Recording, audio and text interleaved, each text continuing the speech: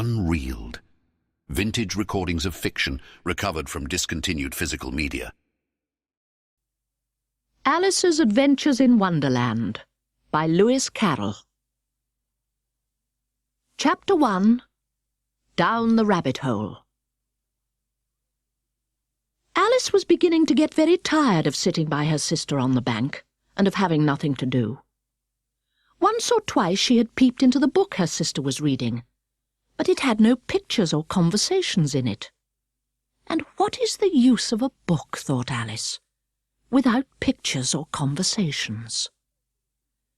So she was considering in her own mind, as well as she could, for the hot day made her feel very sleepy and stupid, whether the pleasure of making a daisy chain would be worth the trouble of getting up and picking the daisies, when suddenly a white rabbit with pink eyes ran close by her.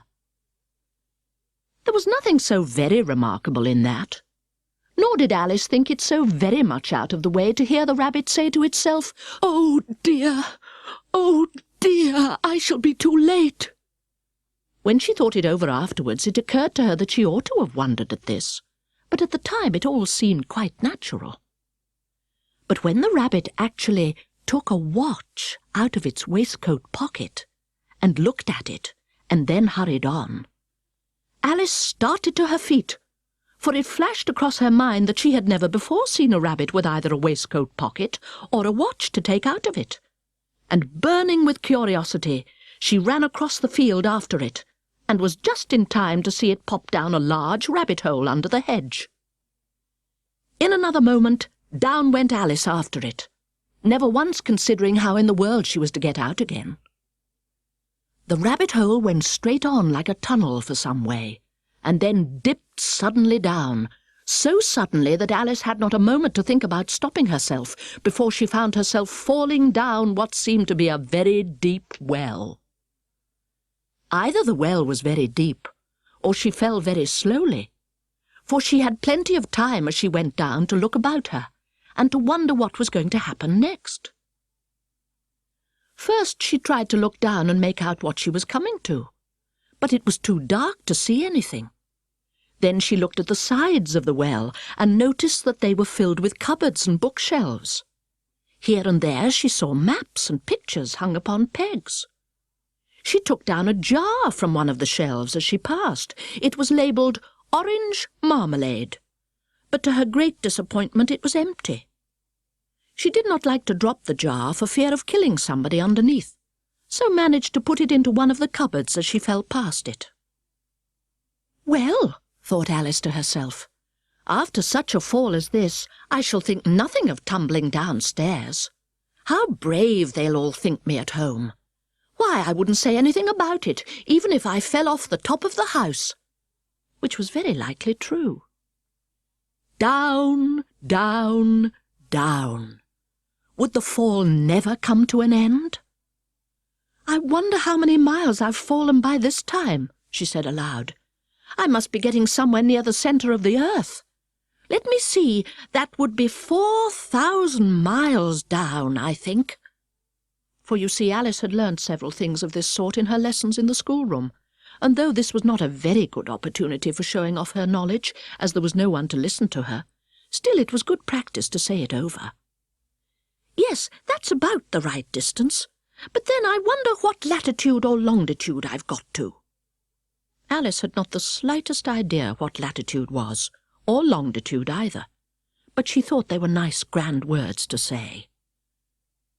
Presently she began again. "I wonder if I shall fall right through the earth. How funny it'll seem to come out among the people that walk with their heads downwards. The antipathies, I think." She was rather glad there was no one listening this time, as it didn't sound at all the right word. "But I shall have to ask them what the name of the country is, you know. Please, ma'am, is this New Zealand or Australia?" And she tried to curtsy as she spoke. Fancy curtsying as you're falling through the air. Do you think you could manage it? "And what an ignorant little girl she'll think me for asking. No, it'll never do to ask. Perhaps I shall see it written up somewhere." Down, down, down. There was nothing else to do, So Alice soon began talking again. "Dinah'll miss me very much tonight, I should think." Dinah was the cat. "I hope they'll remember her saucer of milk at tea time. Dinah, my dear, I wish you were down here with me. There are no mice in the air, I'm afraid, but you might catch a bat, and that's very like a mouse, you know. But do cats eat bats, I wonder?" And here Alice began to get rather sleepy, and went on saying to herself in a dreamy sort of way, "Do cats eat bats? Do cats eat bats? And sometimes, do bats eat cats?" For you see, as she couldn't answer either question, it didn't much matter which way she put it. She felt that she was dozing off, and had just begun to dream that she was walking hand in hand with Dinah, and was saying to her very earnestly, "Now, Dinah, tell me the truth. Did you ever eat a bat?" When suddenly, thump, thump, down she came upon a heap of sticks and dry leaves, and the fall was over. Alice was not a bit hurt, and she jumped up onto her feet in a moment. She looked up, but it was all dark overhead. Before her was another long passage, and the White Rabbit was still in sight, hurrying down it. There was not a moment to be lost. Away went Alice like the wind, and was just in time to hear it say as it turned a corner, "Oh, my ears and whiskers! How late it's getting!" She was close behind it when she turned the corner, but the rabbit was no longer to be seen. She found herself in a long, low hall, which was lit up by a row of lamps hanging from the roof. There were doors all round the hall, but they were all locked. And when Alice had been all the way down one side and up the other, trying every door, she walked sadly down the middle, wondering how she was ever to get out again. Suddenly she came upon a little three-legged table, all made of solid glass. There was nothing on it but a tiny golden key, and Alice's first idea was that this might belong to one of the doors of the hall. But alas, either the locks were too large, or the key was too small, but at any rate it would not open any of them. However, on the second time round, she came upon a low curtain she had not noticed before, and behind it was a little door about 15 inches high. She tried the little golden key in the lock, and to her great delight, it fitted. Alice opened the door, and found that it led into a small passage, not much larger than a rat-hole. She knelt down and looked along the passage into the loveliest garden you ever saw.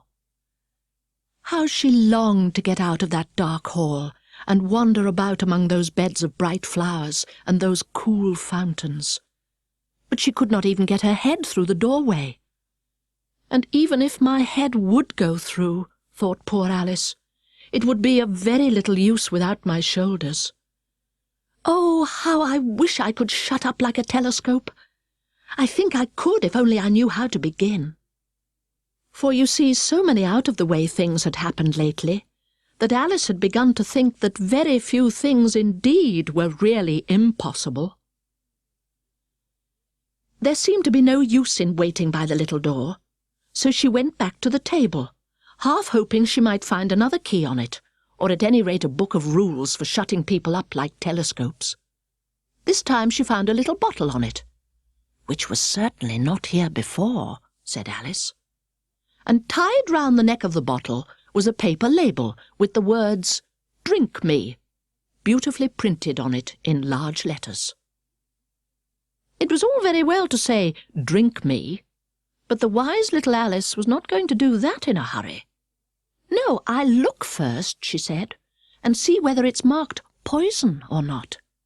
For she had read several nice little stories about children who had got burnt and eaten up by wild beasts and other unpleasant things, all because they would not remember the simple rules their friends had taught them, such as that a red-hot poker will burn you if you hold it too long, and that if you cut your finger very deeply with a knife, it usually bleeds.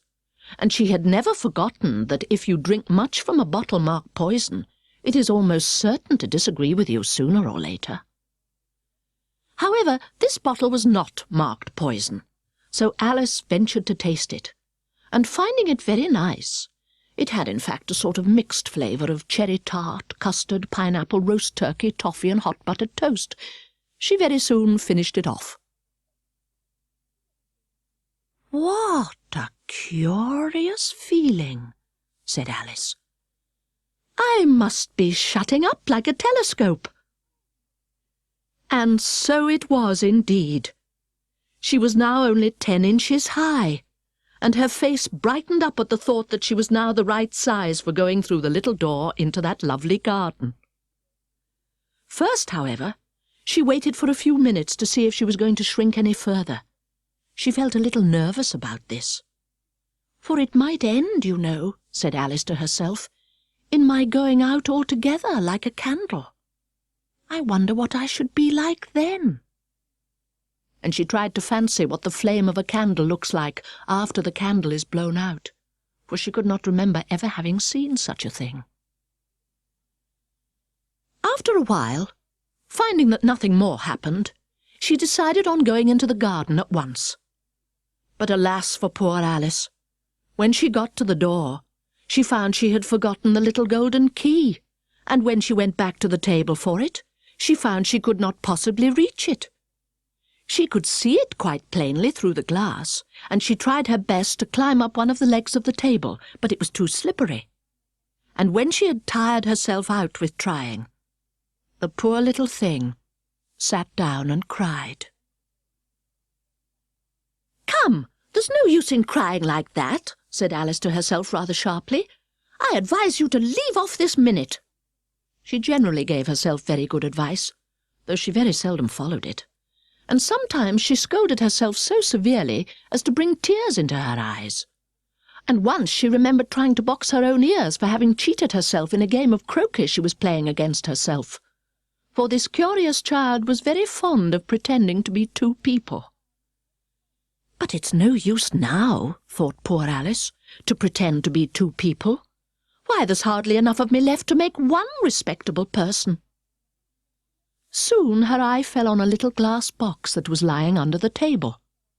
She opened it, and found in it a very small cake on which the words "Eat me" were beautifully marked in currants.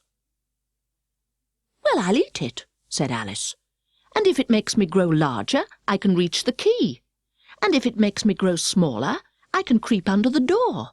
So either way I'll get into the garden, and I don't care which happens." She ate a little bit, and said anxiously to herself, "Which way? Which way?" holding her hand on top of her head to feel which way it was growing, and she was quite surprised to find that she remained the same size. To be sure, this is what generally happens when one eats cake. But Alice had got so much into the way of expecting nothing but out-of-the-way things to happen that it seemed quite dull and stupid for life to go on in the common way. So she set to work, and very soon finished off the cake. Chapter 2. The Pool of Tears. "Curiouser and curiouser!" cried Alice. She was so much surprised that for the moment she quite forgot how to speak good English. "Now I'm opening out like the largest telescope that ever was. Goodbye, feet!" For when she looked down at her feet, they seemed to be almost out of sight. They were getting so far off. "Oh, my poor little feet! I wonder who will put on your shoes and stockings for you now, dears? I'm sure I shan't be able. I shall be a great deal too far off to trouble myself about you. You must manage the best way you can. But I must be kind to them," thought Alice, "or perhaps they won't walk the way I want to go. Let me see. I'll give them a new pair of boots every Christmas." And she went on planning to herself how she would manage it. They must go by the carrier, she thought, and how funny it'll seem sending presents to one's own feet. And how odd the directions will look. Alice's right foot, Esquire, hearthrug, near the fender, with Alice's love. Oh dear, what nonsense I'm talking! Just at this moment her head struck against the roof of the hall, In fact, she was now rather more than 9 feet high, and she at once took up the little golden key and hurried off to the garden door. Poor Alice! It was as much as she could do, lying down on one side, to look through into the garden with one eye, but to get through was more hopeless than ever. She sat down and began to cry again. "You ought to be ashamed of yourself," said Alice. "A great girl like you," she might well say this, "to go on crying in this way. Stop this moment, I tell you." But she went on all the same, shedding gallons of tears, until there was a large pool all round her, about 4 inches deep, and reaching half down the hall. After a time she heard a little pattering of feet in the distance, and she hastily dried her eyes to see what was coming. It was the White Rabbit returning, splendidly dressed, with a pair of white kid gloves in one hand and a large fan in the other. He came trotting along in a great hurry, muttering to himself as he came, "Oh, the Duchess, the Duchess! Oh, won't she be savage if I keep her waiting?" Alice felt so desperate that she was ready to ask help of anyone. So when the rabbit came near her, she began in a low, timid voice, "If you please, sir." The rabbit started violently, dropped the white kid gloves and the fan, and scurried away into the darkness as hard as he could go. Alice took up the fan and gloves, and as the hall was very hot, she kept fanning herself all the time she went on talking. "Dear, dear, how queer everything is today! And yesterday things went on just as usual. I wonder if I've been changed in the night. Let me think. Was I the same when I got up this morning? I almost think I can remember feeling a little different. But if I'm not the same, the next question is, who in the world am I? Ah, that's the great puzzle." And she began thinking over all the children she knew that were of the same age as herself, to see if she could have been changed for any of them. "I'm sure I'm not Ada," she said, "for her hair goes in such long ringlets, and mine doesn't go in ringlets at all. And I'm sure I can't be Mabel, for I know all sorts of things, and she knows such a very little. Besides, she's she, and I'm I, and, oh dear, how puzzling it all is. I'll try if I know all the things I used to know. Let me see. 4 times 5 is 12, and 4 times 6 is 13, and 4 times 7 is... Oh dear, I shall never get to 20 at that rate. However, the multiplication table doesn't signify. Let's try geography. London is the capital of Paris, and Paris is the capital of Rome, and Rome... No, that's all wrong, I'm certain. I must have changed for Mabel. I'll try and say, how doth the little... And she crossed her hands on her lap as if she were saying lessons, and began to repeat it, but her voice sounded hoarse and strange, and the words did not come the same as they used to do. How doth the little crocodile improve his shining tail, and pour the waters of the Nile on every golden scale? How cheerfully he seems to grin, how neatly spreads his claws, and welcomes little fishes in with gently smiling jaws. I'm sure those are not the right words, said poor Alice, and her eyes filled with tears again as she went on. I must be Mabel after all, and I shall have to go and live in that poky little house, and have next to no toys to play with, and oh, ever so many lessons to learn. No, I've made up my mind about it. If I'm Mabel, I'll stay down here. It'll be no use putting their heads down and saying, "Come up again, dear." I shall only look up and say, "Who am I, then? Tell me that first, and then if I like being that person, I'll come up. If not, I'll stay down here till I'm somebody else. But, oh dear, cried Alice with a sudden burst of tears. "I do wish they would put their heads down. I am so very tired of being all alone here." As she said this, she looked down at her hands, and was surprised to see that she had put on one of the rabbit's little white kid gloves while she was talking. "How can I have done that?" she thought. "I must be growing small again." She got up and went to the table to measure herself by it, and found that as nearly as she could guess, she was now about 2 feet high, and was going on shrinking rapidly. She soon found out that the cause of this was the fan she was holding, and she dropped it hastily, just in time to save herself from shrinking away altogether. "That was a narrow escape," said Alice, a good deal frightened at the sudden change, but very glad to find herself still in existence. "And now for the garden." And she ran with all speed back to the little door.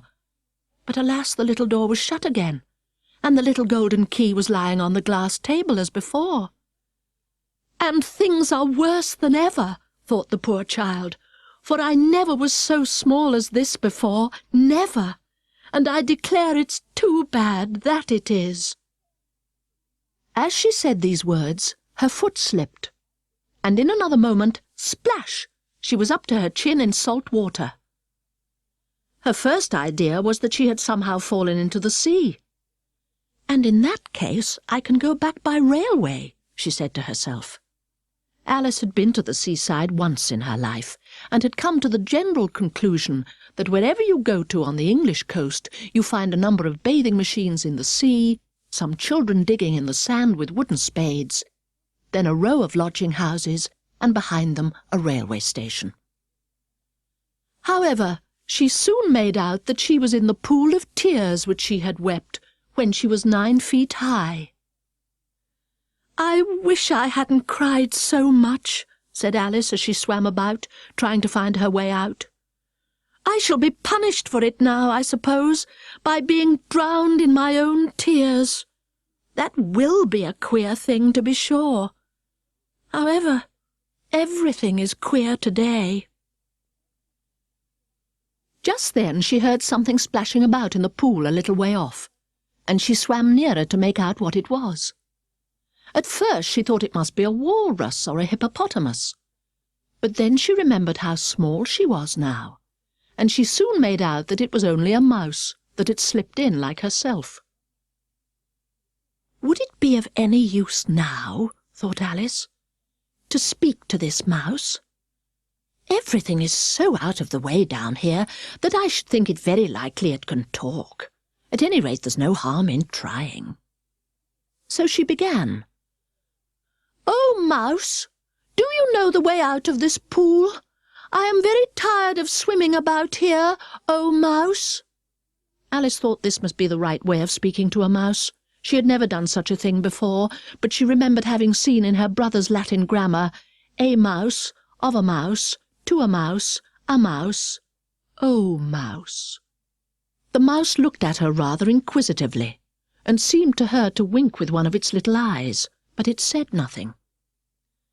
"Perhaps it doesn't understand English," thought Alice. "I dare say it's a French mouse, come over with William the Conqueror." For with all her knowledge of history, Alice had no very clear notion how long ago anything had happened. So she began again. "Où est ma chatte?" which was the first sentence in her French lesson book. The mouse gave a sudden leap out of the water, and seemed to quiver all over with fright. "Oh, I beg your pardon," cried Alice hastily, afraid that she had hurt the poor animal's feelings. "I quite forgot you didn't like cats." "Not like cats!" cried the mouse in a shrill, passionate voice. "Would you like cats if you were me?" "Well, perhaps not," said Alice in a soothing tone. "Don't be angry about it. And yet I wish I could show you our cat, Dinah. I think you'd take a fancy to cats if you could only see her. She is such a dear, quiet thing," Alice went on, half to herself as she swam lazily about in the pool. "And she sits purring so nicely by the fire, licking her paws and washing her face. And she is such a nice soft thing to nurse, and she's such a capital one for catching mice. Oh, I beg your pardon, cried Alice again, for this time the mouse was bristling all over, and she felt certain it must be really offended. We won't talk about her any more, if you'd rather not. We, indeed, cried the mouse, who was trembling down to the end of its tail. As if I would talk on such a subject. Our family always hated cats. Nasty, low, vulgar things. Don't let me hear the name again. I won't indeed, said Alice in a great hurry to change the subject of conversation. Are you fond of dogs? The mouse did not answer, so Alice went on eagerly.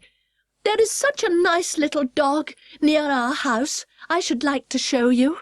A little bright-eyed terrier, you know, with, oh, such long, curly brown hair. And it'll fetch things when you throw them. And it'll sit up and beg for its dinner, and all sorts of things. I can't remember half of them, and it belongs to a farmer, you know, and he says it's so useful it's worth £100. He says it kills all the rats and— Oh dear, cried Alice in a sorrowful tone. I'm afraid I've offended it again. For the mouse was swimming away from her as hard as it could go, and making quite a commotion in the pool as it went. So she called softly after it.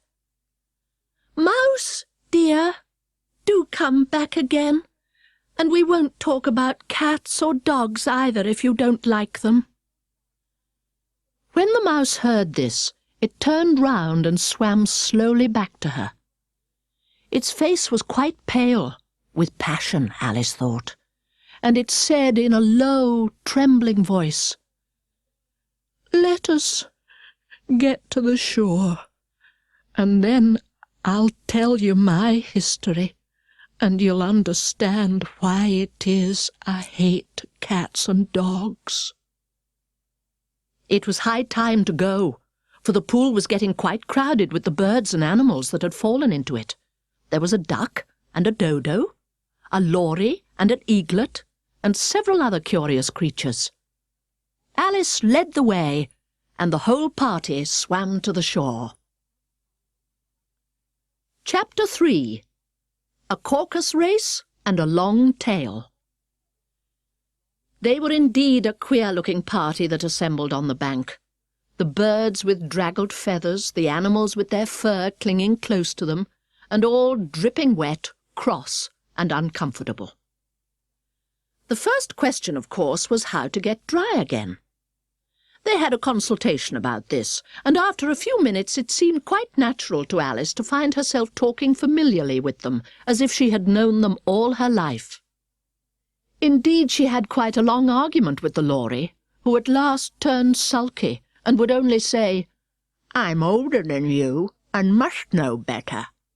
And this Alice would not allow without knowing how old it was, and as the lory positively refused to tell its age, there was no more to be said. At last the mouse, who seemed to be a person of some authority among them, called out, "Sit down, all of you, and listen to me. I'll soon make you dry enough." They all sat down at once in a large ring, with the mouse in the middle. Alice kept her eyes anxiously fixed on it, for she felt sure she would catch a bad cold if she did not get dry very soon. "Ahem!" said the mouse with an important air.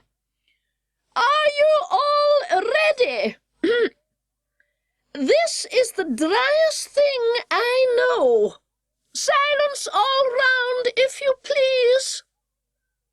William the Conqueror, whose cause was favoured by the Pope, was soon submitted to by the English, who wanted leaders, and had been of late much accustomed to usurpation and conquest. Edwin and Morcar, the Earls of Mercia and Northumbria—" "Ooh," said the lory with a shiver. "I beg your pardon," said the mouse, frowning but very politely. "Did you speak?" "Not I," said the lory hastily. "I thought you did," said the mouse. I proceed. Edwin and Morcar, the Earls of Mercia and Northumbria, declared for him, and even Stigand, the patriotic Archbishop of Canterbury, found it advisable—" "Found what?" said the duck. "Found it," the mouse replied rather crossly. "Of course you know what it means." "I know what it means well enough when I find a thing," said the duck. "It's generally a frog or a worm. The question is, what did the Archbishop find?" The mouse did not notice this question, but hurriedly went on. "Found it advisable to go with Edgar Atheling to meet William and offer him the crown. William's conduct at first was moderate, but the insolence of his Normans— How are you getting on now, my dear?" it continued, turning to Alice as it spoke. "As wet as ever," said Alice in a melancholy tone. "It doesn't seem to dry me at all." "In that case," said the dodo solemnly, rising to its feet, "I move that the meeting adjourn for the immediate adoption of more energetic remedies." "Speak English," said the eaglet. "I don't know the meaning of half those long words, and what's more, I don't believe you do either." And the eaglet bent down its head to hide a smile. Some of the other birds tittered audibly. "What I was going to say," said the dodo in an offended tone, "was that the best thing to get us dry would be a caucus race." "What is a caucus race?" said Alice. Not that she much wanted to know, but the dodo had paused as if it thought that somebody ought to speak, and no one else seemed inclined to say anything. "Why," said the dodo, "the best way to explain it is to do it." And as you might like to try the thing yourself some winter day, I will tell you how the dodo managed it. First it marked out a race course in a sort of circle. "The exact shape doesn't matter," it said. And then all the party were placed along the course here and there.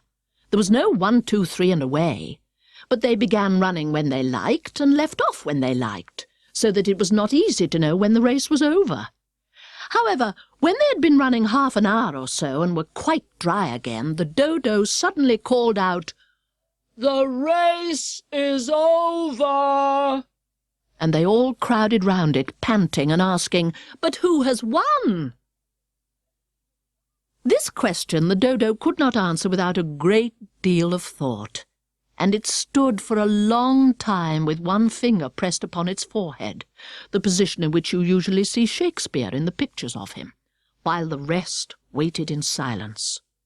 At last the dodo said, "Everybody has won, and all must have prizes."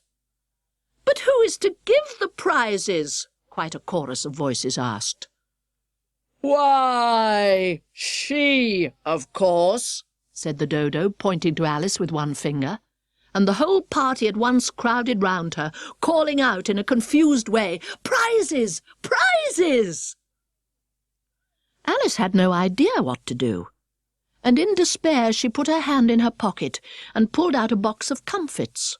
Luckily the salt water had not got into it, and handed them round as prizes. There was exactly one apiece all round. "But she must have a prize herself, you know," said the mouse. "Of course," the dodo replied very gravely. "What else have you got in your pocket?" it went on, turning to Alice. "Only a thimble," said Alice sadly. "Hand it over here," said the dodo. Then they all crowded round her once more, while the dodo solemnly presented the thimble, saying, "We beg your acceptance of this elegant thimble." And when it had finished this short speech, they all cheered. Alice thought the whole thing very absurd, but they all looked so grave that she did not dare to laugh, and as she could not think of anything to say, she simply bowed and took the thimble, looking as solemn as she could. The next thing was to eat the comfits. This caused some noise and confusion, as the large birds complained that they could not taste theirs, and the small ones choked and had to be patted on the back. However, it was over at last, and they sat down again in a ring and begged the mouse to tell them something more. "You promised to tell me your history, you know," said Alice, "and why it is you hate C and D," she added in a whisper, half afraid that it would be offended again. "Mine is a long and a sad tale," said the mouse, turning to Alice and sighing. "It is a long tale, certainly," said Alice, looking down with wonder at the mouse's tail. "But why do you call it sad?" And she kept on puzzling about it while the mouse was speaking, so that her idea of the tale was something like this. "Fiore said to a mouse that he met in the house, 'Let us both go to law. I will prosecute you. Come, I'll take no denial. We must have the trial, for really this morning I've nothing to do.' Said the mouse to the cur, 'Such a trial, dear sir, with no jury or judge would be wasting our breath. I'll be judge, I'll be jury,' said cunning old Fiore. 'I'll try the whole cause and condemn you to death.'" "You are not attending," said the mouse to Alice severely. "What are you thinking of?" "I beg your pardon," said Alice very humbly.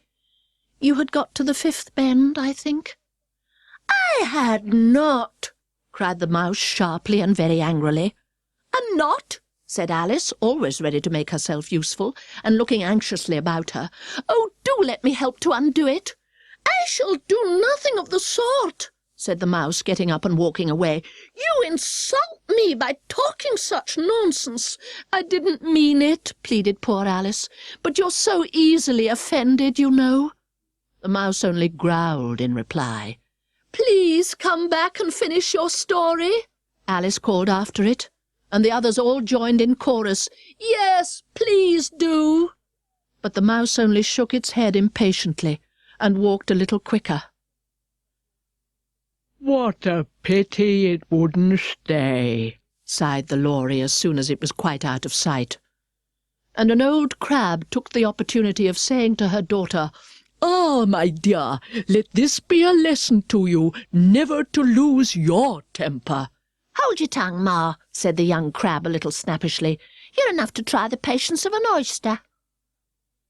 "I wish I had our Dinah here, I know I do," said Alice aloud, addressing nobody in particular. "She'd soon fetch it back." "And who is Dinah, if I might venture to ask the question?" said the Lory. Alice replied eagerly, for she was always ready to talk about her pet. "Dinah's our cat, and she's such a capital one for catching mice, you can't think. And oh, I wish you could see her after the birds. Why, she'll eat a little bird as soon as look at it." This speech caused a remarkable sensation among the party. Some of the birds hurried off at once. One old magpie began wrapping itself up very carefully, remarking, "I really must be getting home. The night air doesn't suit my throat." And a canary called out in a trembling voice to its children, "Come away, my dears. It's high time you were all in bed." On various pretexts they all moved off, and Alice was soon left alone. "I wish I hadn't mentioned Dinah," she said to herself in a melancholy tone. "Nobody seems to like her down here, and I'm sure she's the best cat in the world. Oh, my dear Dinah, I wonder if I shall ever see you any more."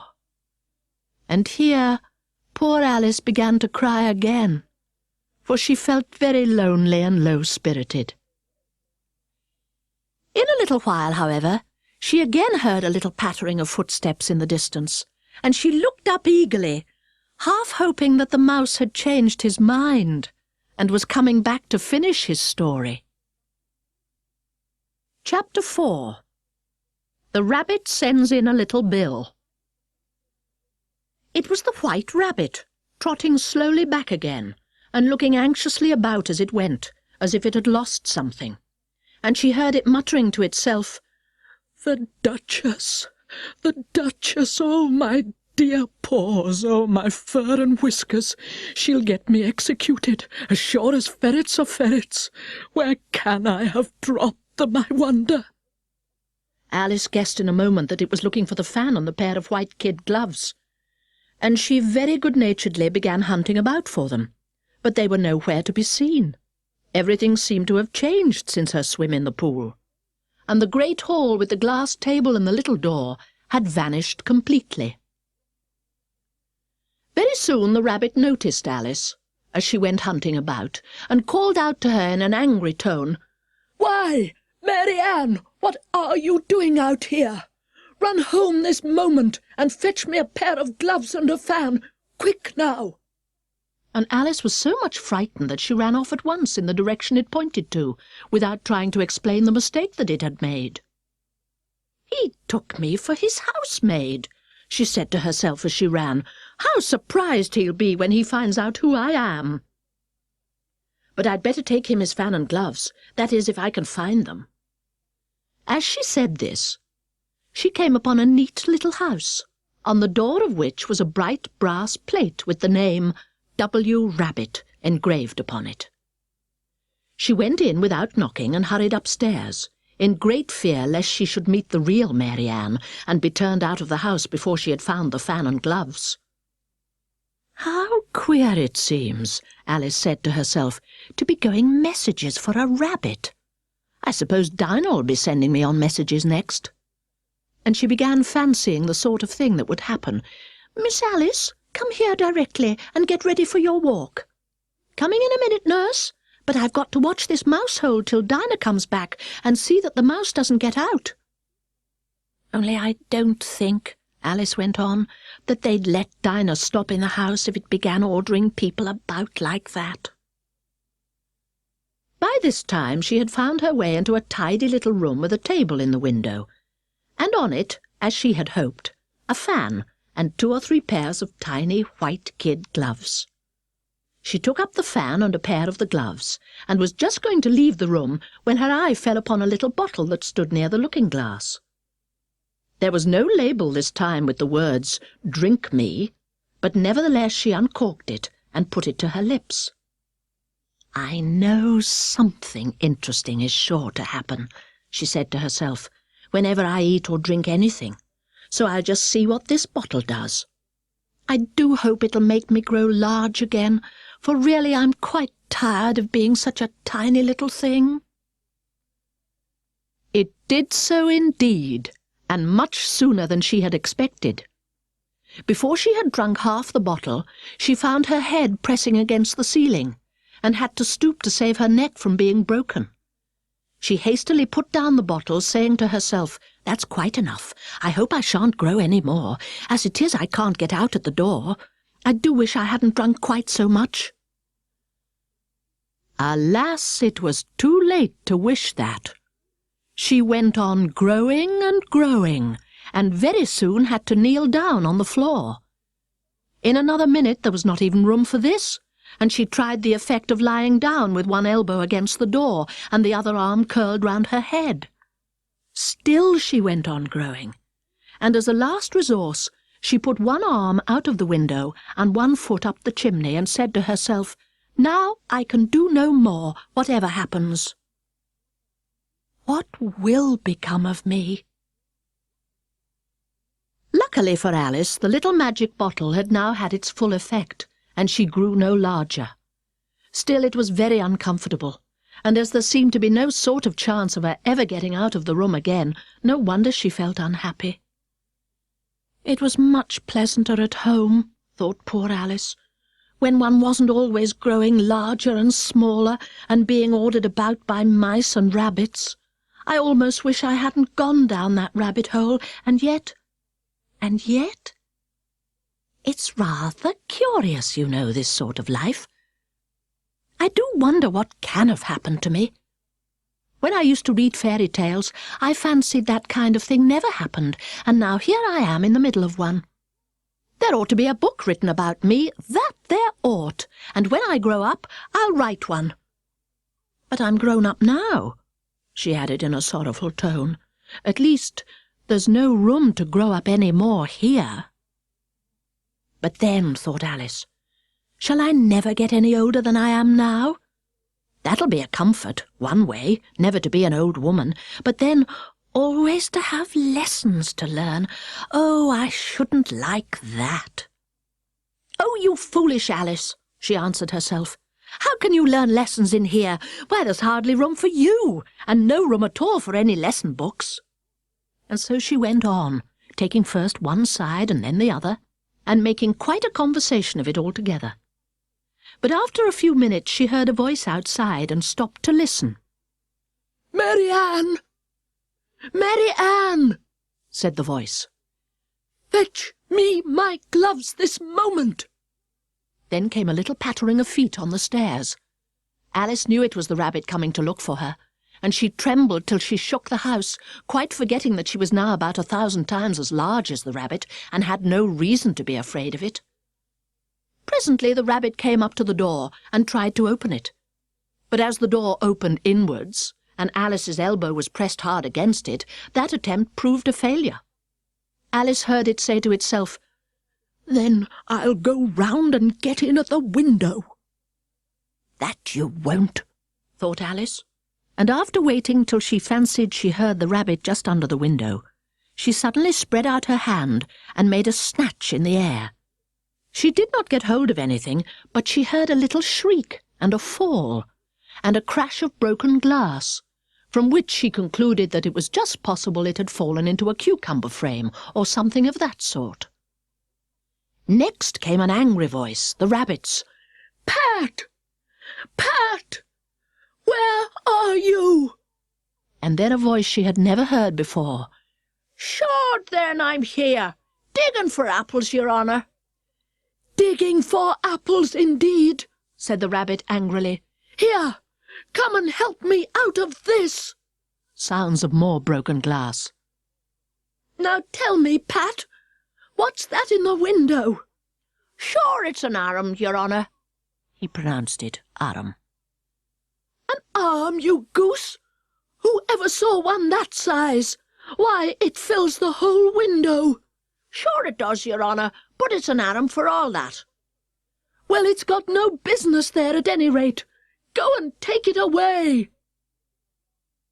There was a long silence after this, and Alice could only hear whispers now and then, such as, "Sure, I don't like it, your honour, at all, at all."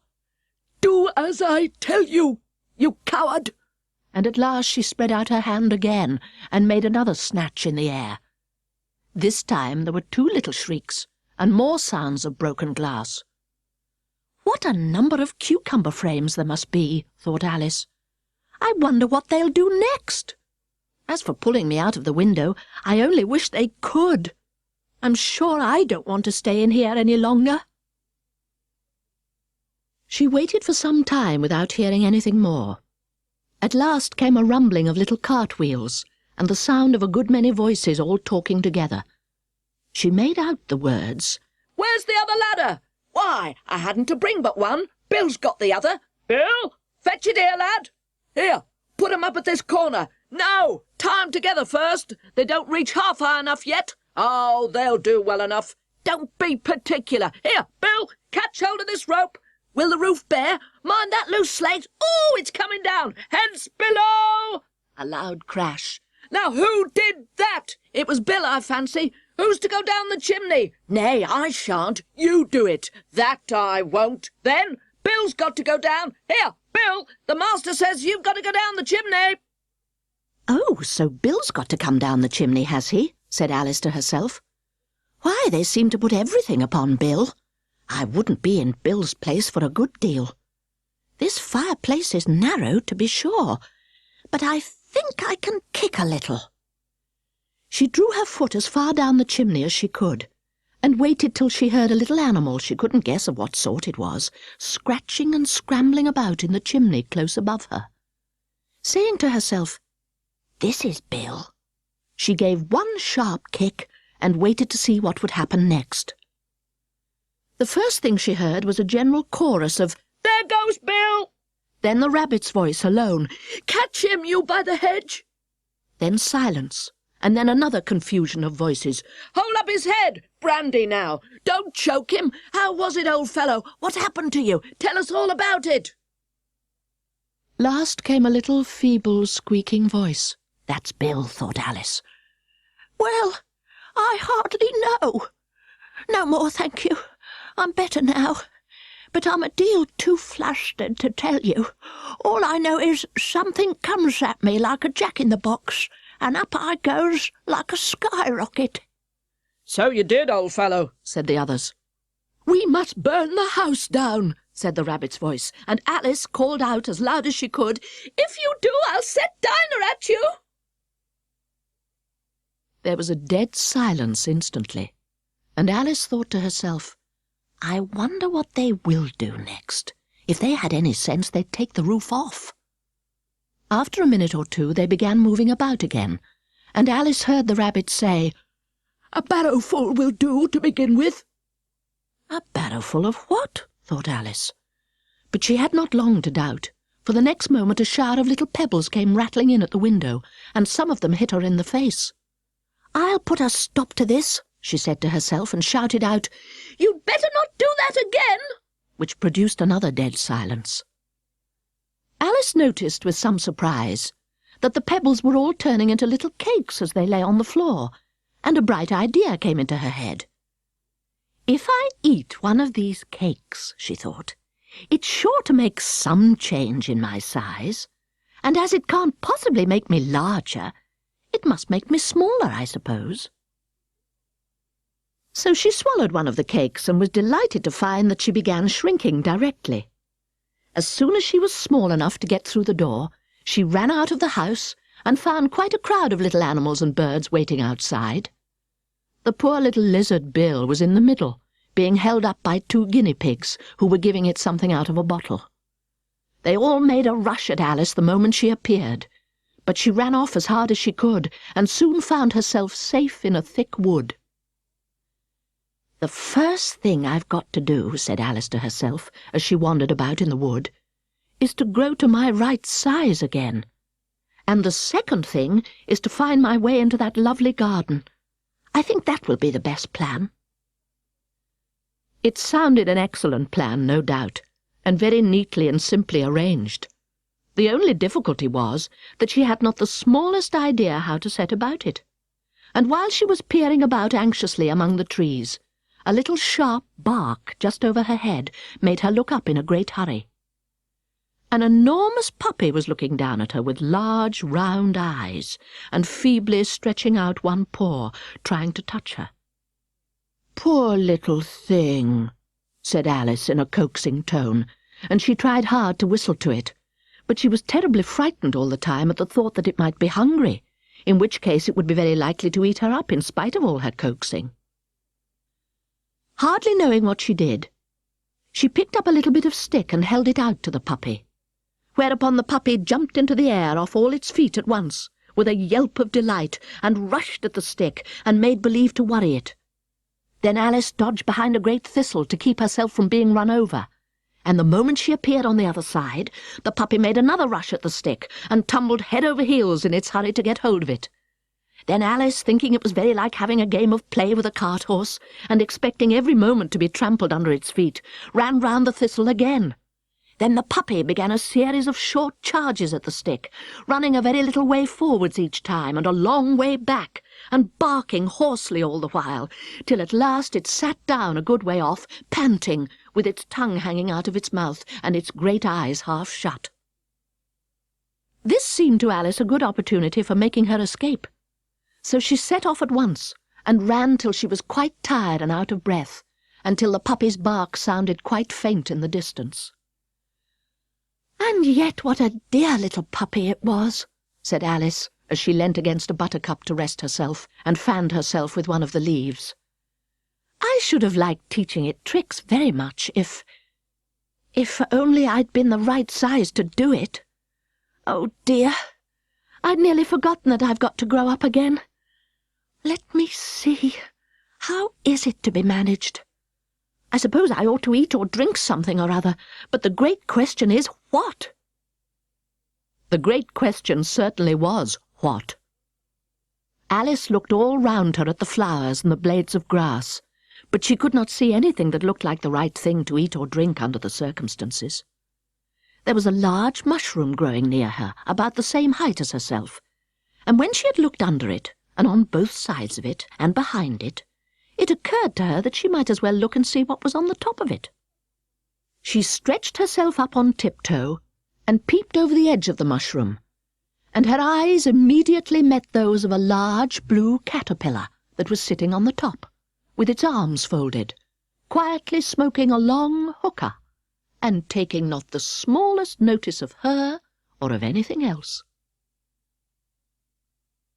Chapter 5. Advice from a Caterpillar. The caterpillar and Alice looked at each other for some time in silence. At last the caterpillar took the hookah out of its mouth and addressed her in a languid, sleepy voice. "Who are you?" said the caterpillar. This was not an encouraging opening for a conversation. Alice replied rather shyly, I hardly know, sir, just at present.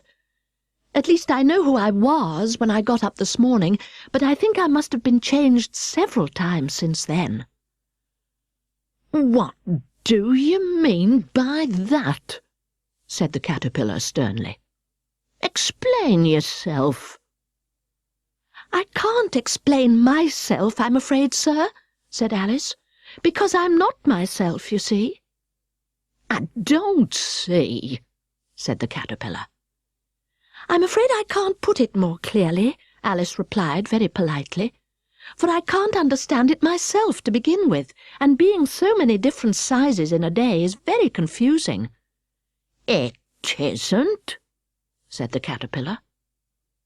"Well, perhaps you haven't found it so yet," said Alice, "but when you have to turn into a chrysalis, you will some day, you know, and then after that into a butterfly, I should think you'll feel it a little queer, won't you?"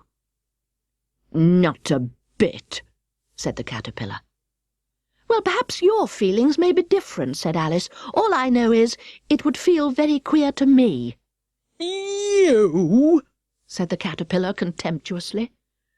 "Who are you?"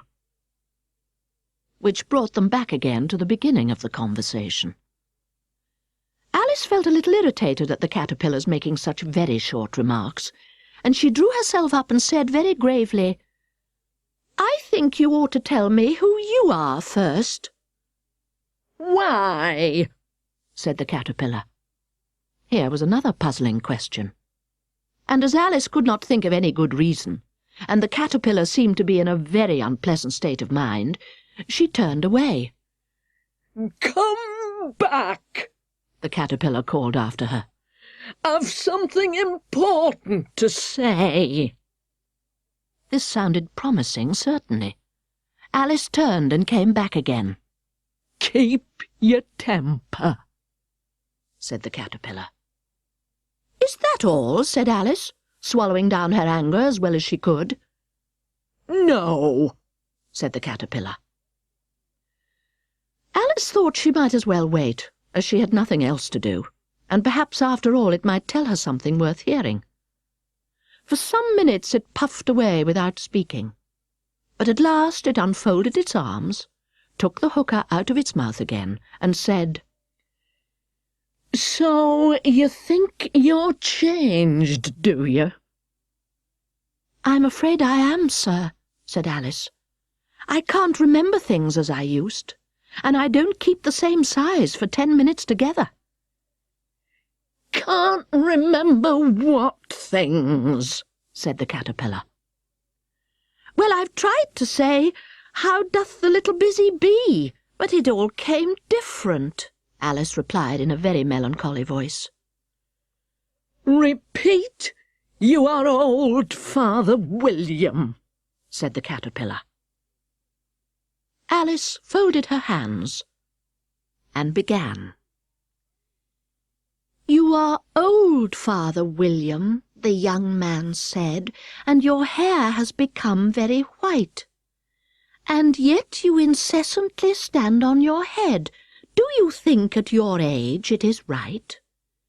"In my youth, Father William," replied to his son, "I feared it might injure the brain.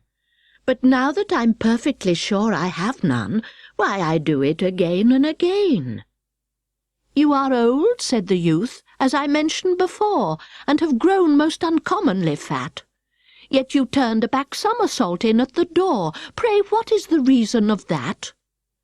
"In my youth," said the sage, as he shook his grey locks, "I kept all my limbs very supple. By the use of this ointment, 1 shilling the box. Allow me to sell you a couple." "You are old," said the youth, "and your jaws are too weak for anything tougher than suet. Yet you finished the goose with the bones and the beak. Pray, how did you manage to do it?" "In my youth," said his father, "I took to the law, and argued each case with my wife. And the muscular strength which it gave to my jaw has lasted the rest of my life." "You are old," said the youth. "One would hardly suppose that your eye was as steady as ever. Yet you balanced an eel on the end of your nose. What made you so awfully clever?" "I have answered 3 questions, and that is enough," said his father. "Don't give yourself airs. Do you think I can listen all day to such stuff? Be off, or I'll kick you downstairs." "That is not said right," said the caterpillar. "Not quite right, I'm afraid," said Alice timidly. "Some of the words have got altered." "It is wrong from beginning to end," said the caterpillar decidedly. And there was silence for some minutes. The caterpillar was the first to speak. "What size do you want to be?" it asked. "Oh, I'm not particular as to size," Alice hastily replied. "Only one doesn't like changing so often, you know." "I don't know," said the caterpillar. Alice said nothing. She had never been so much contradicted in all her life before, and she felt that she was losing her temper. "Are you content now?" said the caterpillar. "Well, I should like to be a little larger, sir, if you wouldn't mind," said Alice. 3 inches is such a wretched height to be." "It is a very good height indeed," said the caterpillar angrily, rearing itself upright as it spoke. It was exactly 3 inches high. "But I'm not used to it," pleaded poor Alice in a piteous tone. And she thought to herself, "I wish the creatures wouldn't be so easily offended." "You'll get used to it in time," said the caterpillar, and it put the hookah into its mouth and began smoking again. This time Alice waited patiently until it chose to speak again. In a minute or 2 the caterpillar took the hookah out of its mouth and yawned once or twice and shook itself. Then it got down off the mushroom and crawled away into the grass, merely remarking as it went, "One side will make you grow taller, and the other side will make you grow shorter." "One side of what? The other side of what?" thought Alice to herself. "Of the mushroom," said the caterpillar, just as if she had asked it aloud. And in another moment it was out of sight. Alice remained looking thoughtfully at the mushroom for a minute, trying to make out which were the 2 sides of it. And as it was perfectly round, she found this a very difficult question. However, at last she stretched her arms round it as far as they would go, and broke off a bit of the edge with each hand. "And now, which is which?" she said to herself, and nibbled a little of the right-hand bit to try the effect. The next moment she felt a violent blow underneath her chin. It had struck her foot. She was a good deal frightened by this very sudden change, but she felt that there was no time to be lost, as she was shrinking rapidly. So she set to work at once to eat some of the other bit. Her chin was pressed so closely against her foot that there was hardly room to open her mouth. But she did at last, and managed to swallow a morsel of the left-hand bit. Come, my head's free at last, said Alice in a tone of delight, which changed into alarm in another moment, when she found that her shoulders were nowhere to be found.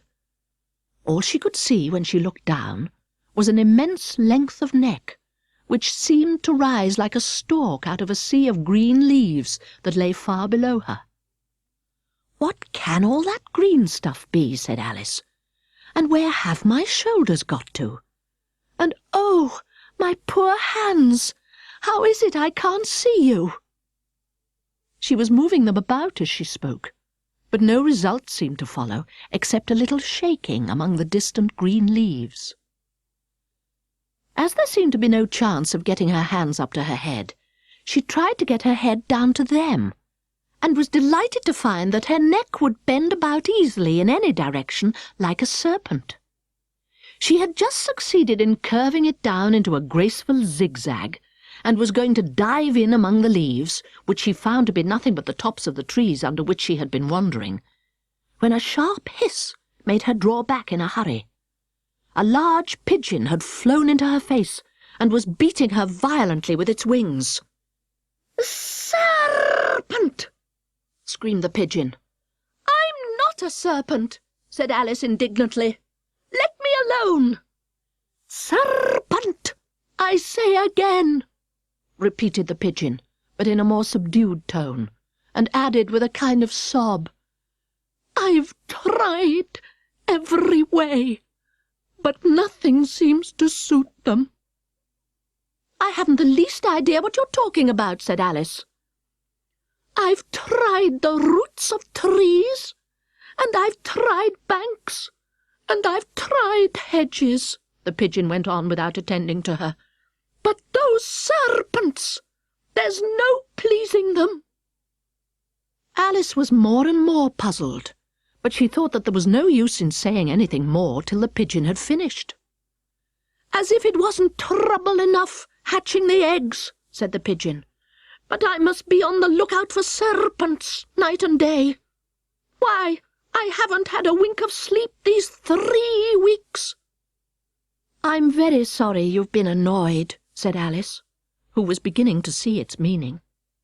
"And just as I'd taken the highest tree in the wood," continued the pigeon, raising its voice to a shriek, "and just as I was thinking I should be free of them at last, they must needs come wriggling down from the sky.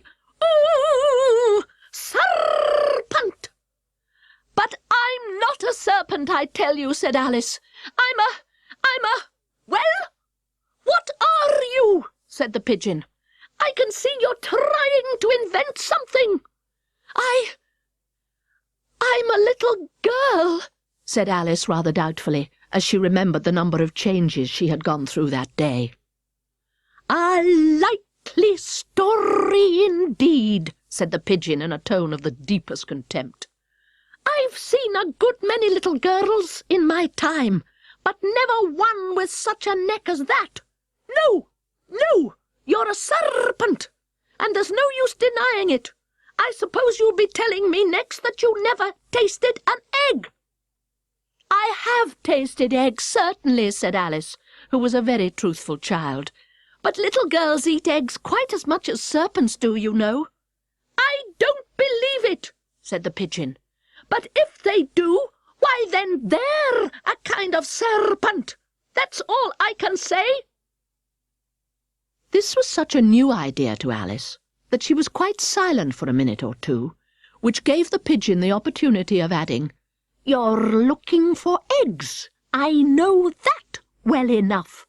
And what does it matter to me whether you're a little girl or a serpent?" "It matters a good deal to me," said Alice hastily.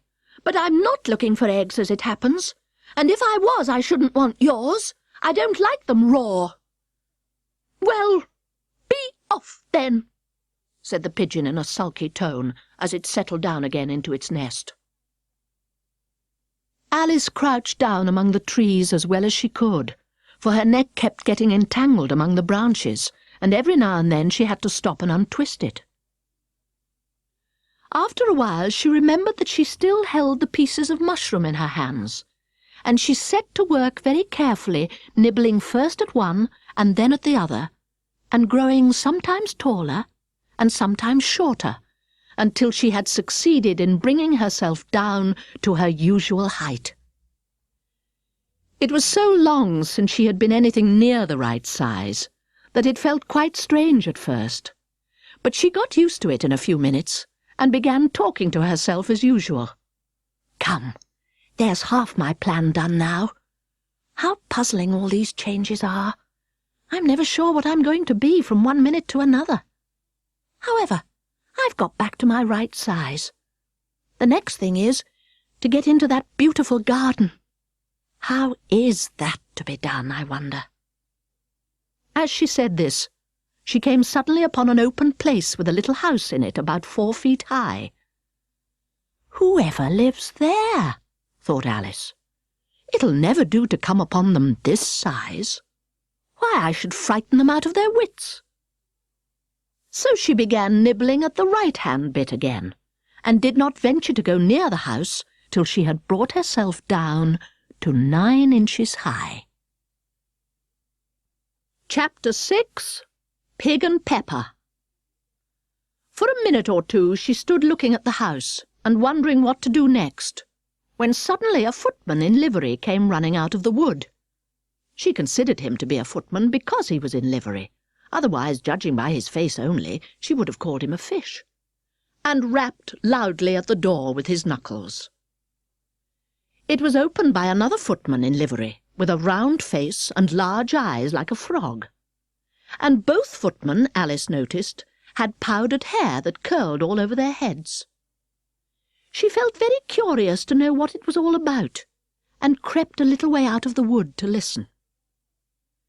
The fish footman began by producing from under his arm a great letter, nearly as large as himself, and this he handed over to the other, saying in a solemn tone, "For the Duchess, an invitation from the Queen to play croquet." The frog footman repeated in the same solemn tone, only changing the order of the words a little, "From the Queen, an invitation for the Duchess to play croquet." Then they both bowed low, and their curls got entangled together. Alice laughed so much at this that she had to run back into the wood for fear of their hearing her. And when she next peeped out, the fish footman was gone, and the other was sitting on the ground near the door, staring stupidly up into the sky. Alice went timidly up to the door and knocked. "There's no sort of use in knocking," said the footman, "and that for 2 reasons. First, because I'm on the same side of the door as you are. Secondly, because they're making such a noise inside, no one could possibly hear you."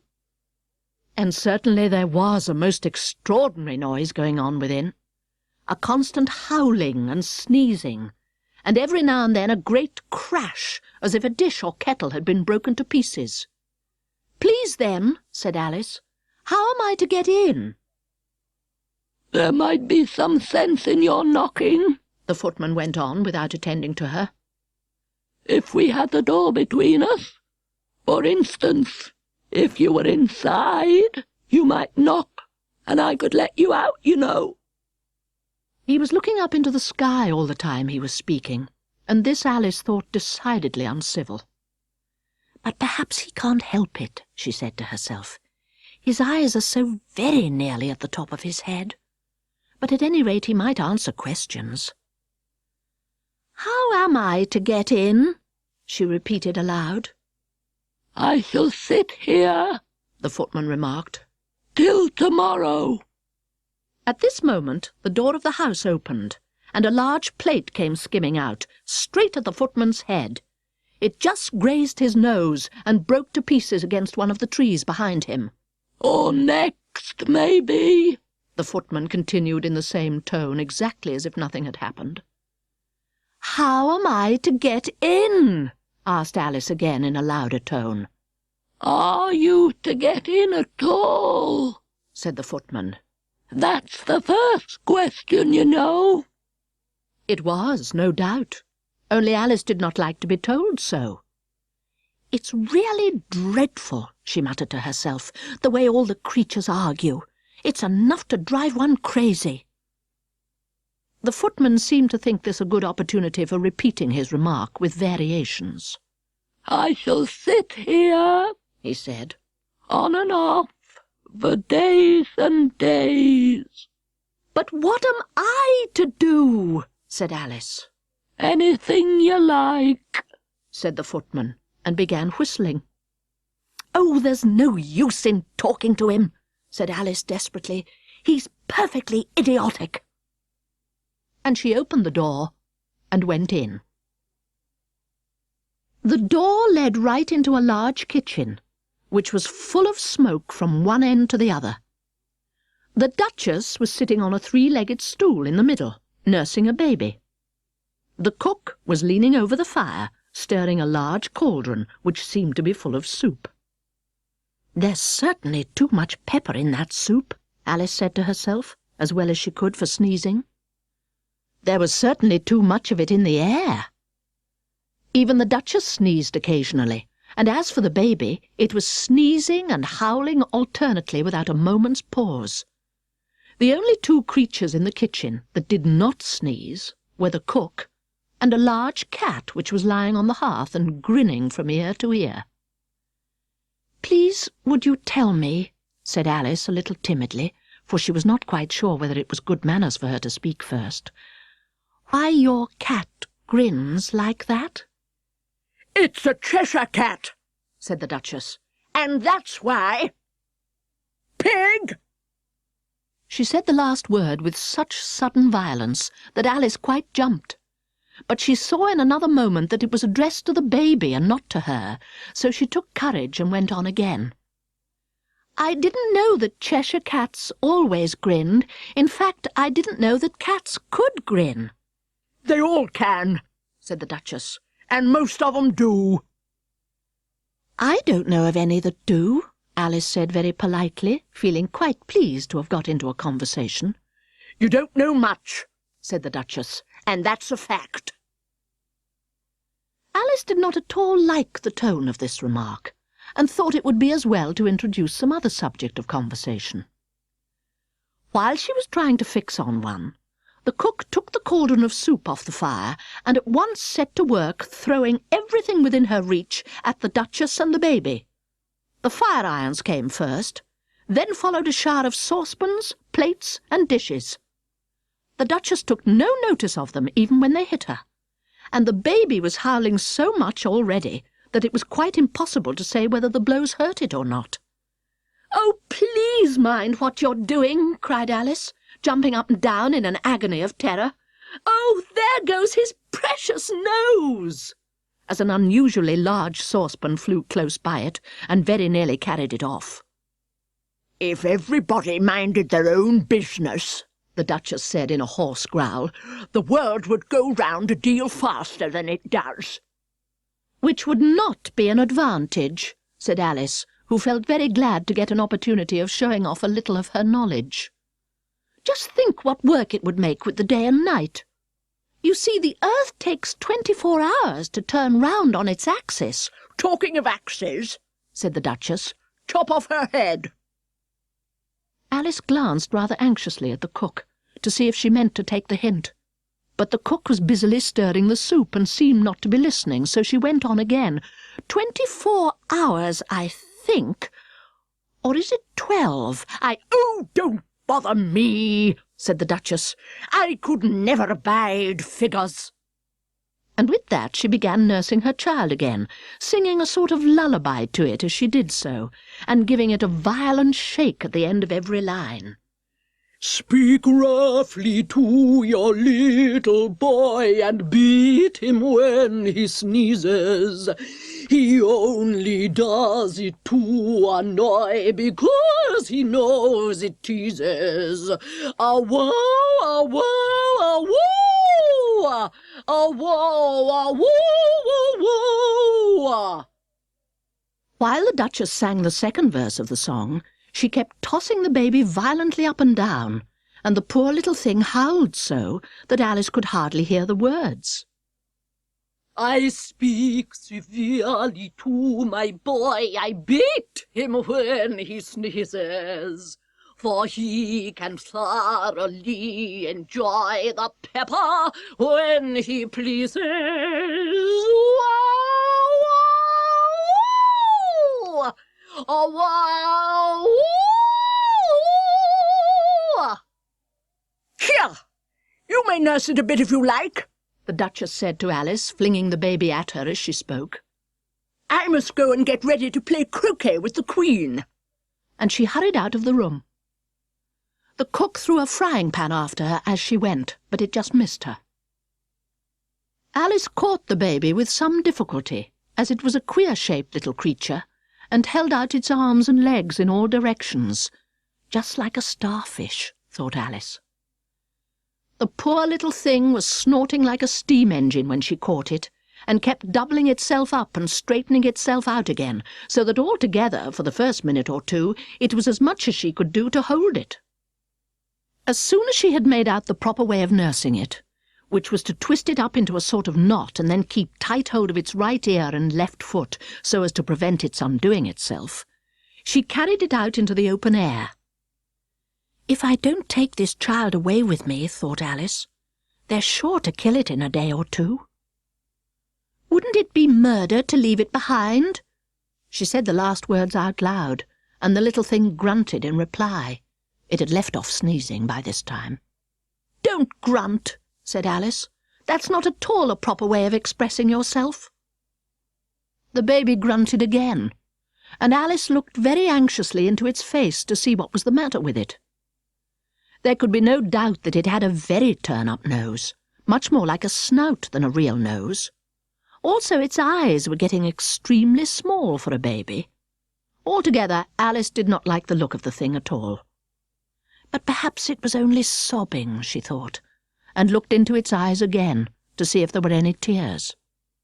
No, there were no tears.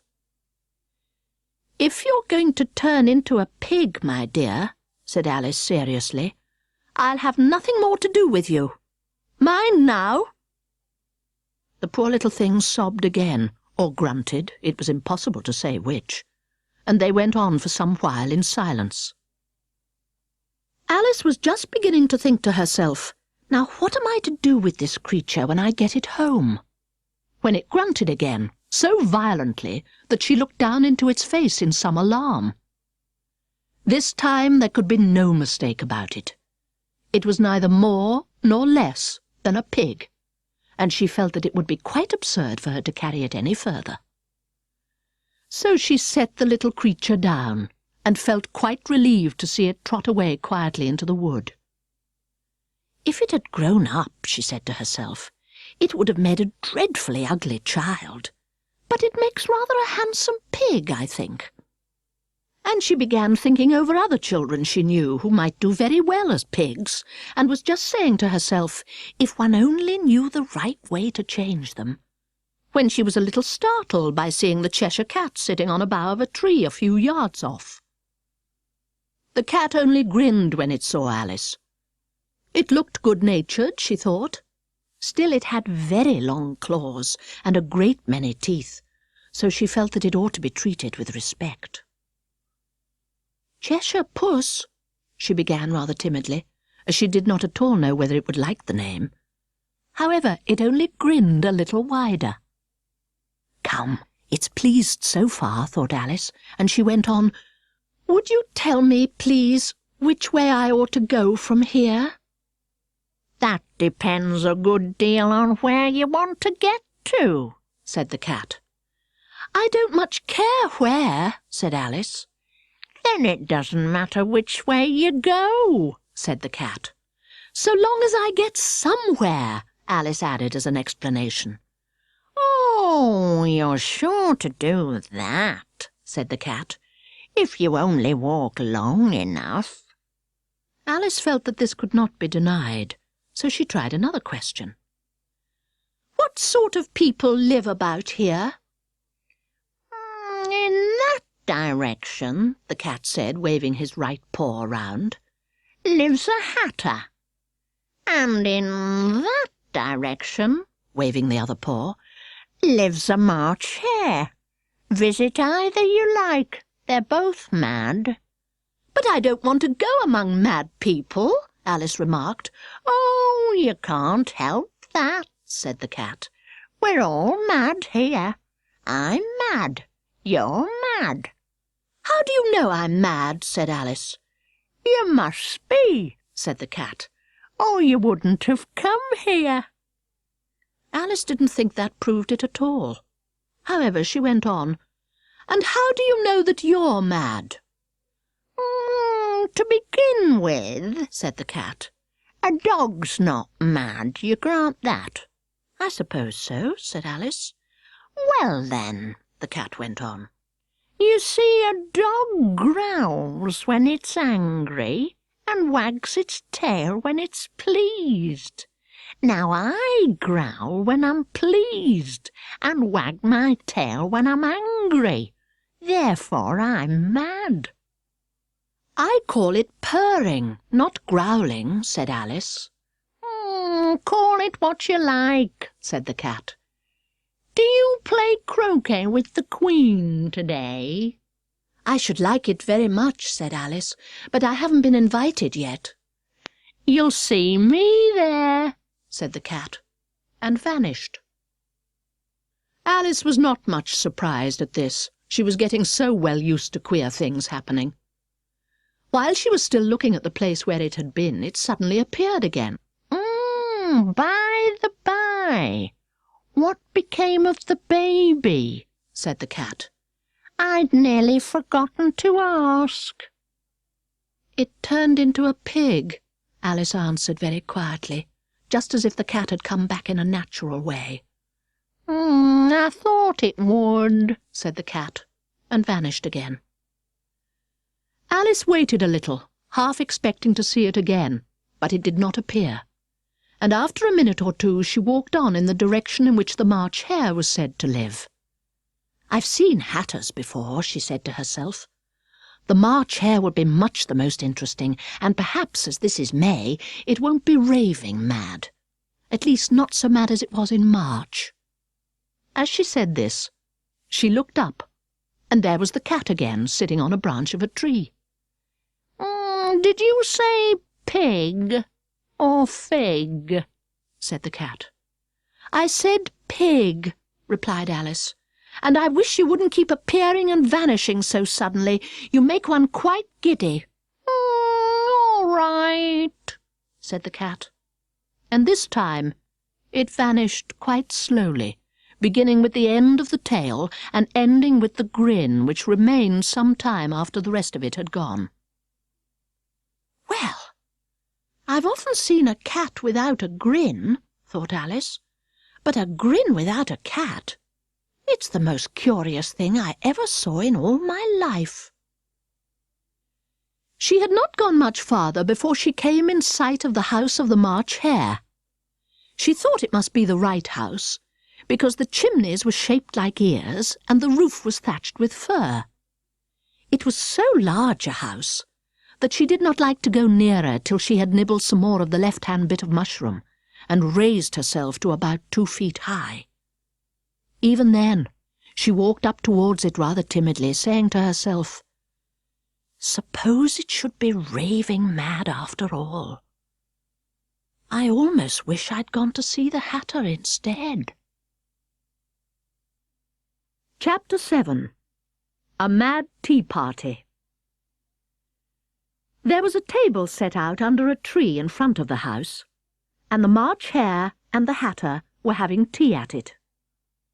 A dormouse was sitting between them, fast asleep, and the other two were using it as a cushion, resting their elbows on it and talking over its head. Very uncomfortable for the dormouse, thought Alice. Only as it's asleep, I suppose it doesn't mind. The table was a large one, but the three were all crowded together at one corner of it. "No room! No room!" they cried out when they saw Alice coming. "There's plenty of room," said Alice indignantly, and sat down in a large armchair at one end of the table. "Have some wine," the March Hare said in an encouraging tone. Alice looked all round the table, but there was nothing on it but tea. "I don't see any wine," she remarked. "There isn't any," said the March Hare. "Then it wasn't very civil of you to offer it," said Alice angrily. "It wasn't very civil of you to sit down without being invited," said the March Hare. "I didn't know it was your table," said Alice. "It's laid for a great many more than 3. "Your hair wants cutting," said the Hatter. He had been looking at Alice for some time with great curiosity, and this was his first speech. "You should learn not to make personal remarks," Alice said with some severity. "It's very rude." The Hatter opened his eyes very wide on hearing this, but all he said was, "Why is a raven like a writing desk?" "Come, we shall have some fun now," thought Alice. "I'm glad they've begun asking riddles. I believe I can guess that," she added aloud. "Do you mean that you think you can find out the answer to it?" said the March Hare. "Exactly so," said Alice. "Then you should say what you mean," the March Hare went on. "I do," Alice hastily replied. At least I mean what I say. That's the same thing, you know." "Not the same thing a bit," said the Hatter. "Why, you might just as well say that I see what I eat is the same thing as I eat what I see." "You might just as well say," added the March Hare, "that I like what I get is the same thing as I get what I like." "You might just as well say," added the Dormouse, which seemed to be talking in its sleep, "that I breathe when I sleep is the same thing as I sleep when I breathe." "It is the same thing with you," said the Hatter, and here the conversation dropped, and the party sat silent for a minute, while Alice thought over all she could remember about ravens and writing desks, which wasn't much. The Hatter was the first to break the silence. "What day of the month is it?" he said, turning to Alice. He had taken his watch out of his pocket, and was looking at it uneasily, shaking it every now and then, and holding it to his ear. Alice considered a little, and then said, "The 4th. 2 days wrong," sighed the Hatter. "I told you butter wouldn't suit the works," he added, looking angrily at the March Hare. "It was the best butter," the March Hare meekly replied. "Yes, but some crumbs must have got in as well," the Hatter grumbled. "You shouldn't have put it in with the bread knife." The March Hare took the watch and looked at it gloomily. Then he dipped it into his cup of tea and looked at it again. But he could think of nothing better to say than his first remark. "It was the best butter, you know." Alice had been looking over his shoulder with some curiosity. "What a funny watch," she remarked. "It tells the day of the month and doesn't tell what o'clock it is." "Why should it?" muttered the Hatter. "Does your watch tell you what year it is?" "Of course not," Alice replied very readily. "But that's because it stays the same year for such a long time together." "Which is just the case with mine," said the Hatter. Alice felt dreadfully puzzled. The Hatter's remark seemed to her to have no sort of meaning in it, and yet it was certainly English. "I don't quite understand you," she said as politely as she could. "The Dormouse is asleep again," said the Hatter, and he poured a little hot tea upon its nose. The Dormouse shook its head impatiently, and said without opening its eyes, of course, just what I was going to remark myself." "Have you guessed the riddle yet?" the Hatter said, turning to Alice again. "No, I give it up," Alice replied. "What's the answer?" "I haven't the slightest idea," said the Hatter. "Nor I," said the March Hare. Alice sighed wearily. "I think you might do something better with the time," she said, "than wasting it in asking riddles that have no answers." "If you knew time as well as I do," said the Hatter, "you wouldn't talk about wasting it. It's him." "I don't know what you mean," said Alice. "Of course you don't," the Hatter said, tossing his head contemptuously. "I dare say you never even spoke to time." "Perhaps not," Alice cautiously replied. "But I know I have to beat time when I learn music." "Ah, that accounts for it," said the Hatter. "He won't stand beating. Now, if you only kept on good terms with him, he'd do almost anything you liked with the clock. For instance, suppose it were 9 o'clock in the morning, just time to begin lessons. You'd only have to whisper a hint to time, and round goes the clock in a twinkling. 1:30, time for dinner." "I only wish it was," the March Hare said to itself in a whisper. "That would be grand, certainly," said Alice thoughtfully.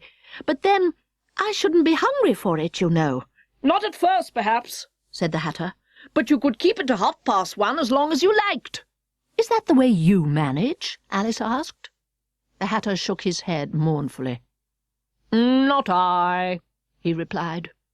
"We quarrelled last March, just before he went mad, you know," pointing with his teaspoon at the March Hare. "It was at the great concert given by the Queen of Hearts, and I had to sing, 'Twinkle, twinkle, little bat, how I wonder what you're at.' You know the song, perhaps?" "I've heard something like it," said Alice. "It goes on, you know," the Hatter continued, "in this way. Up above the world you fly, like a tea tray in the sky. Twinkle, twinkle, twinkle, twinkle." Here the Dormouse shook itself and began singing in its sleep, "Twinkle, twinkle, twinkle, twinkle, twinkle, twinkle, twinkle, twinkle," and went on so long that they had to pinch it to make it stop.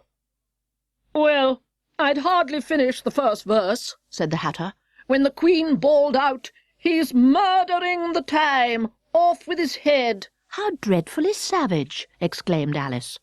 "And ever since that," the Hatter went on in a mournful tone, "he won't do a thing I ask.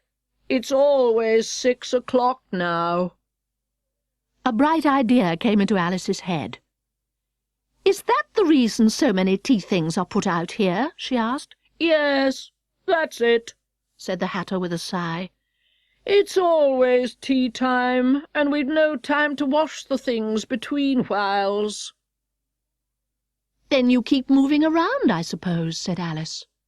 "Exactly so," said the Hatter, "as the things get used up."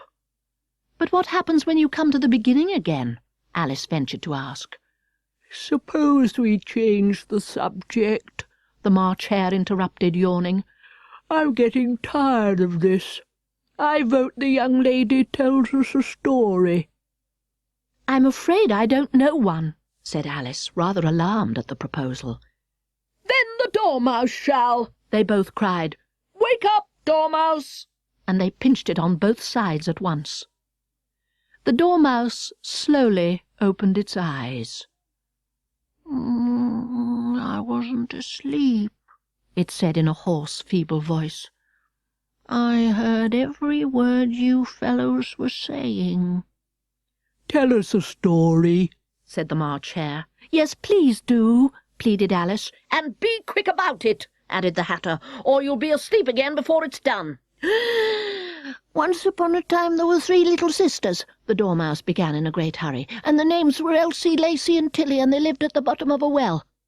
"What did they live on?" said Alice, who always took a great interest in questions of eating and drinking. "They lived on treacle," said the Dormouse after thinking a minute or two. "They couldn't have done that, you know," Alice gently remarked. "They'd have been ill." "So they were," said the Dormouse. "Very ill." Alice tried a little to fancy to herself what such an extraordinary way of living would be like.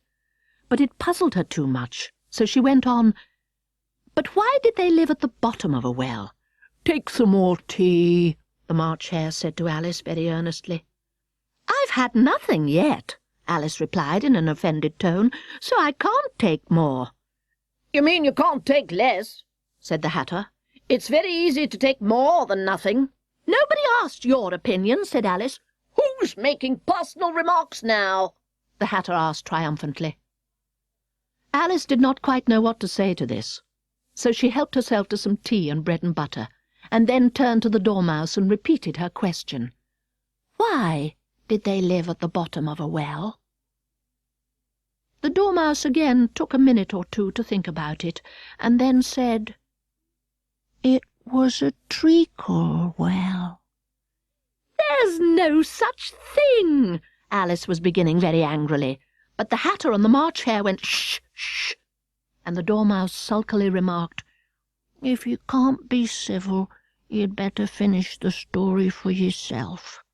"No, please go on," Alice said very humbly. "I won't interrupt you again. I dare say there may be one." "Ah, one indeed," said the Dormouse indignantly. However, he consented to go on.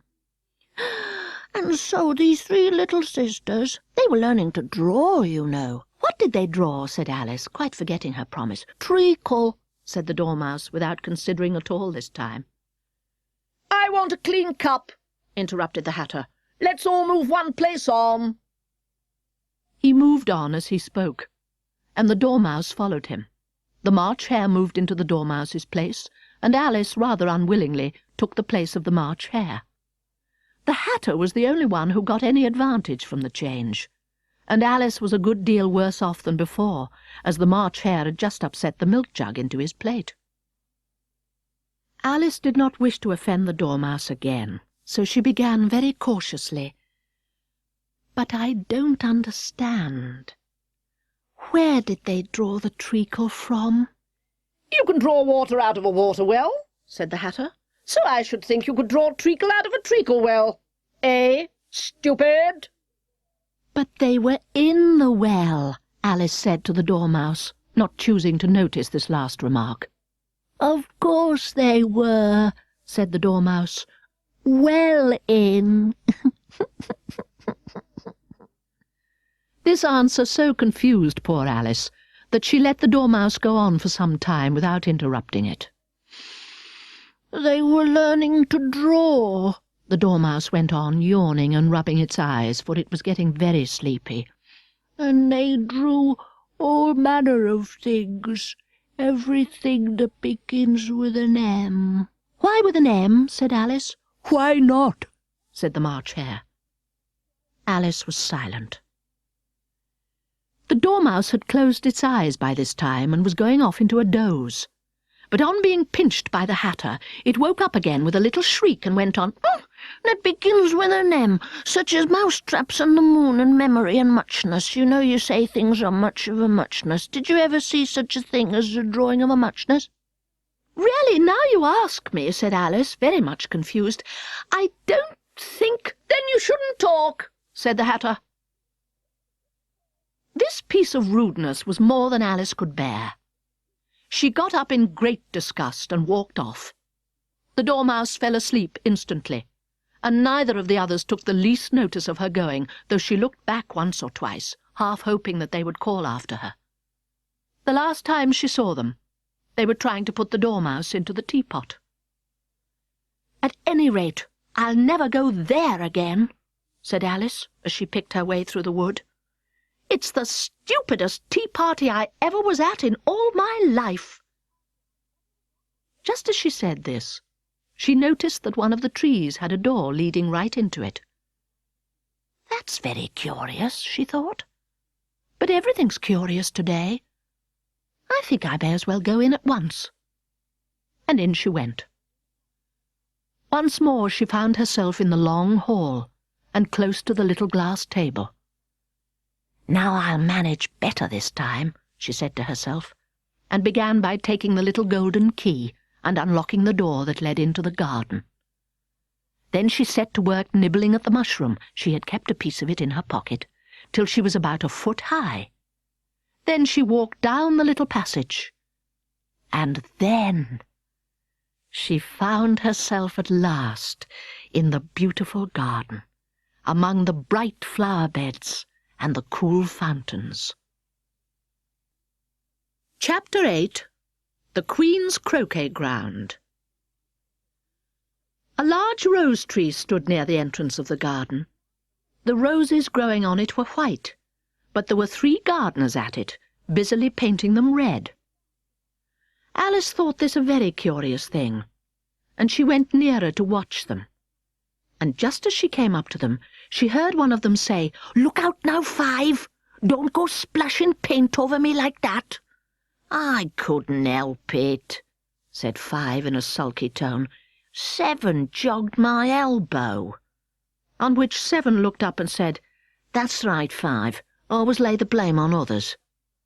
"You'd better not talk," said Five. "I heard the Queen say only yesterday you deserved to be beheaded." "What for?" said the one who had spoken first. "That's none of your business, too," said Seven. "Yes, it is his business," said Five. "And I'll tell him. It was for bringing the cooked tulip roots instead of onions." Seven flung down his brush, and had just begun, "Well, of all the unjust things," when his eye chanced to fall upon Alice as she stood watching them, and he checked himself suddenly. The others looked round also, and all of them bowed low. "Would you tell me, please," said Alice a little timidly, "why you are painting those roses?" Five and Seven said nothing, but looked at Two. Two began in a low voice. "Why, the fact is, you see, miss, this here ought to have been a red rose tree, and we put a white one in by mistake. And if the Queen was to find out, we should all have our heads cut off, you know. So you see, miss, we're doing our best afore she comes to—" At this moment, Five, who had been anxiously looking across the garden, called out, "The Queen! The Queen!" And the three gardeners instantly threw themselves flat upon their faces. There was a sound of many footsteps, and Alice looked round, eager to see the Queen. First came 10 soldiers carrying clubs. These were all shaped like the three gardeners, oblong and flat, with their hands and feet at the corners. Next the 10 courtiers. These were ornamented all over with diamonds, and walked 2 by 2, as the soldiers did. After these came the royal children. There were 10 of them, and the little dears came jumping merrily along, hand in couples. They were all ornamented with hearts. Next came the guests, mostly kings and queens, and among them Alice recognized the White Rabbit. It was talking in a hurried, nervous manner, smiling at everything that was said, and went by without noticing her. Then followed the Knave of Hearts, carrying the king's crown on a crimson velvet cushion. And last of all this grand procession came the King and the Queen of Hearts. Alice was rather doubtful whether she ought not to lie down on her face like the three gardeners, but she could not remember ever having heard of such a rule at processions. And besides, what would be the use of a procession, thought she, if people had all to lie down on their faces, so that they couldn't see it? So she stood where she was, and waited.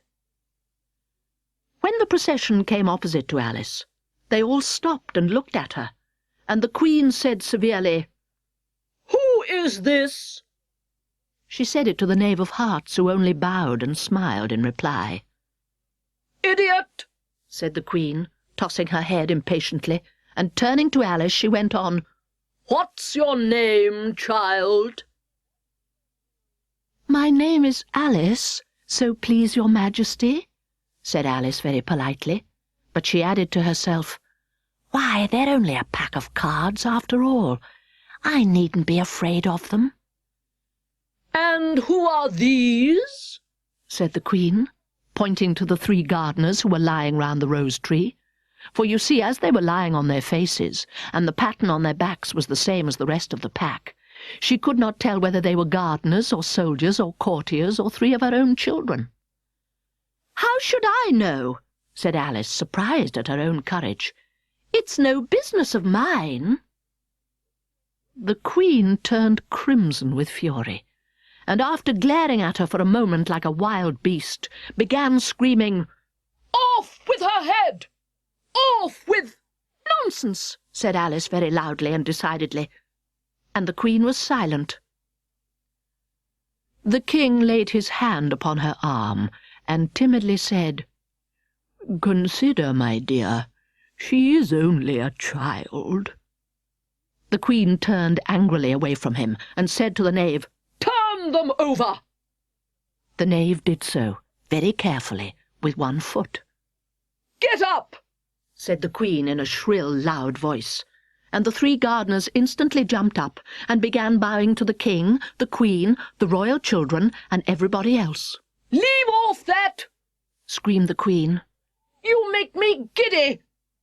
And then, turning to the rose tree, she went on, "What have you been doing here?" "May it please your Majesty," said 2 in a very humble tone, going down on one knee as he spoke. "We were trying—" "I see," said the Queen, who had meanwhile been examining the roses. "Off with their heads!" And the procession moved on, 3 of the soldiers remaining behind to execute the unfortunate gardeners, who ran to Alice for protection. "You shan't be beheaded," said Alice, and she put them into a large flower-pot that stood near. The 3 soldiers wandered about for a minute or 2 looking for them, and then quietly marched off after the others. "Are their heads off?" shouted the Queen. "The heads are gone, if it please your Majesty," the soldiers shouted in reply. "That's right," shouted the Queen. "Can you play croquet?" The soldiers were silent and looked at Alice, as the question was evidently meant for her. "Yes," shouted Alice. "Come on, then!" roared the Queen, and Alice joined the procession, wondering very much what would happen next. It's a very fine day," said a timid voice at her side.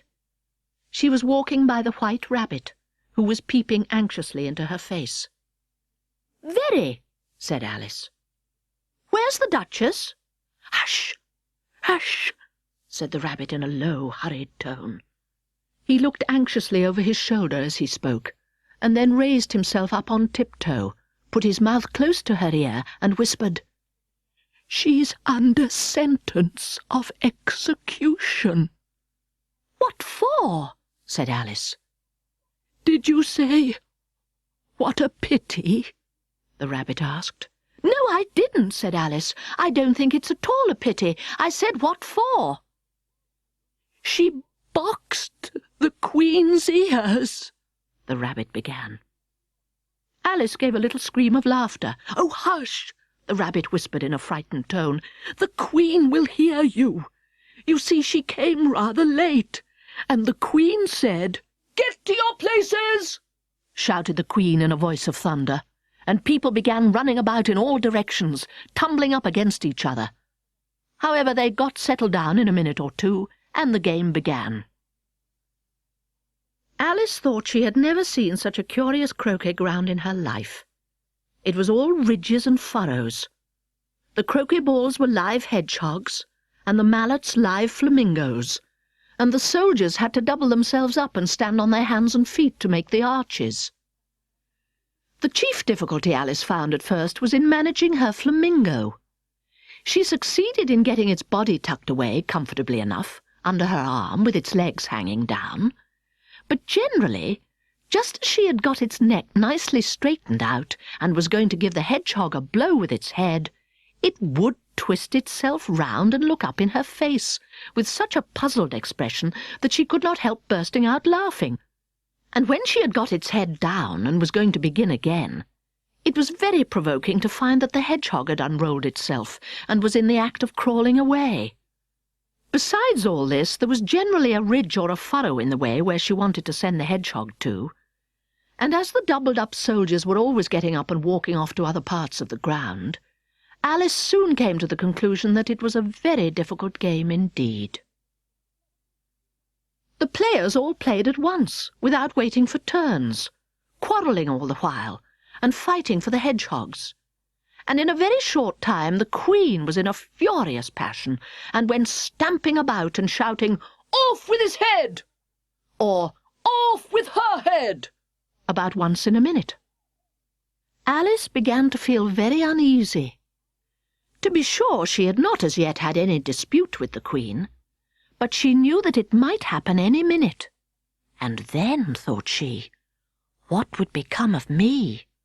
They're dreadfully fond of beheading people here. The great wonder is that there's anyone left alive." She was looking about for some way of escape, and wondering whether she could get away without being seen, when she noticed a curious appearance in the air. It puzzled her very much at first, but after watching it a minute or two she made it out to be a grin, and she said to herself, "It's the Cheshire Cat. Now I shall have somebody to talk to."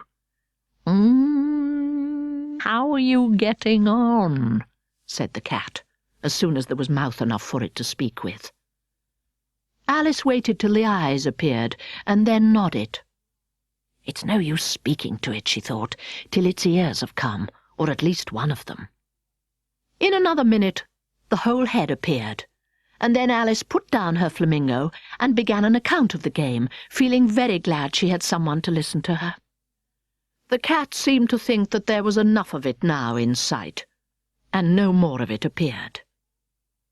"I don't think they play at all fairly," Alice began, in a rather complaining tone, "and they all quarrel so dreadfully one can't hear oneself speak. And they don't seem to have any rules in particular. At least, if there are, nobody attends to them, and you've no idea how confusing it is, all the things being alive. For instance, there's the arch I've got to go through next, walking about at the other end of the ground.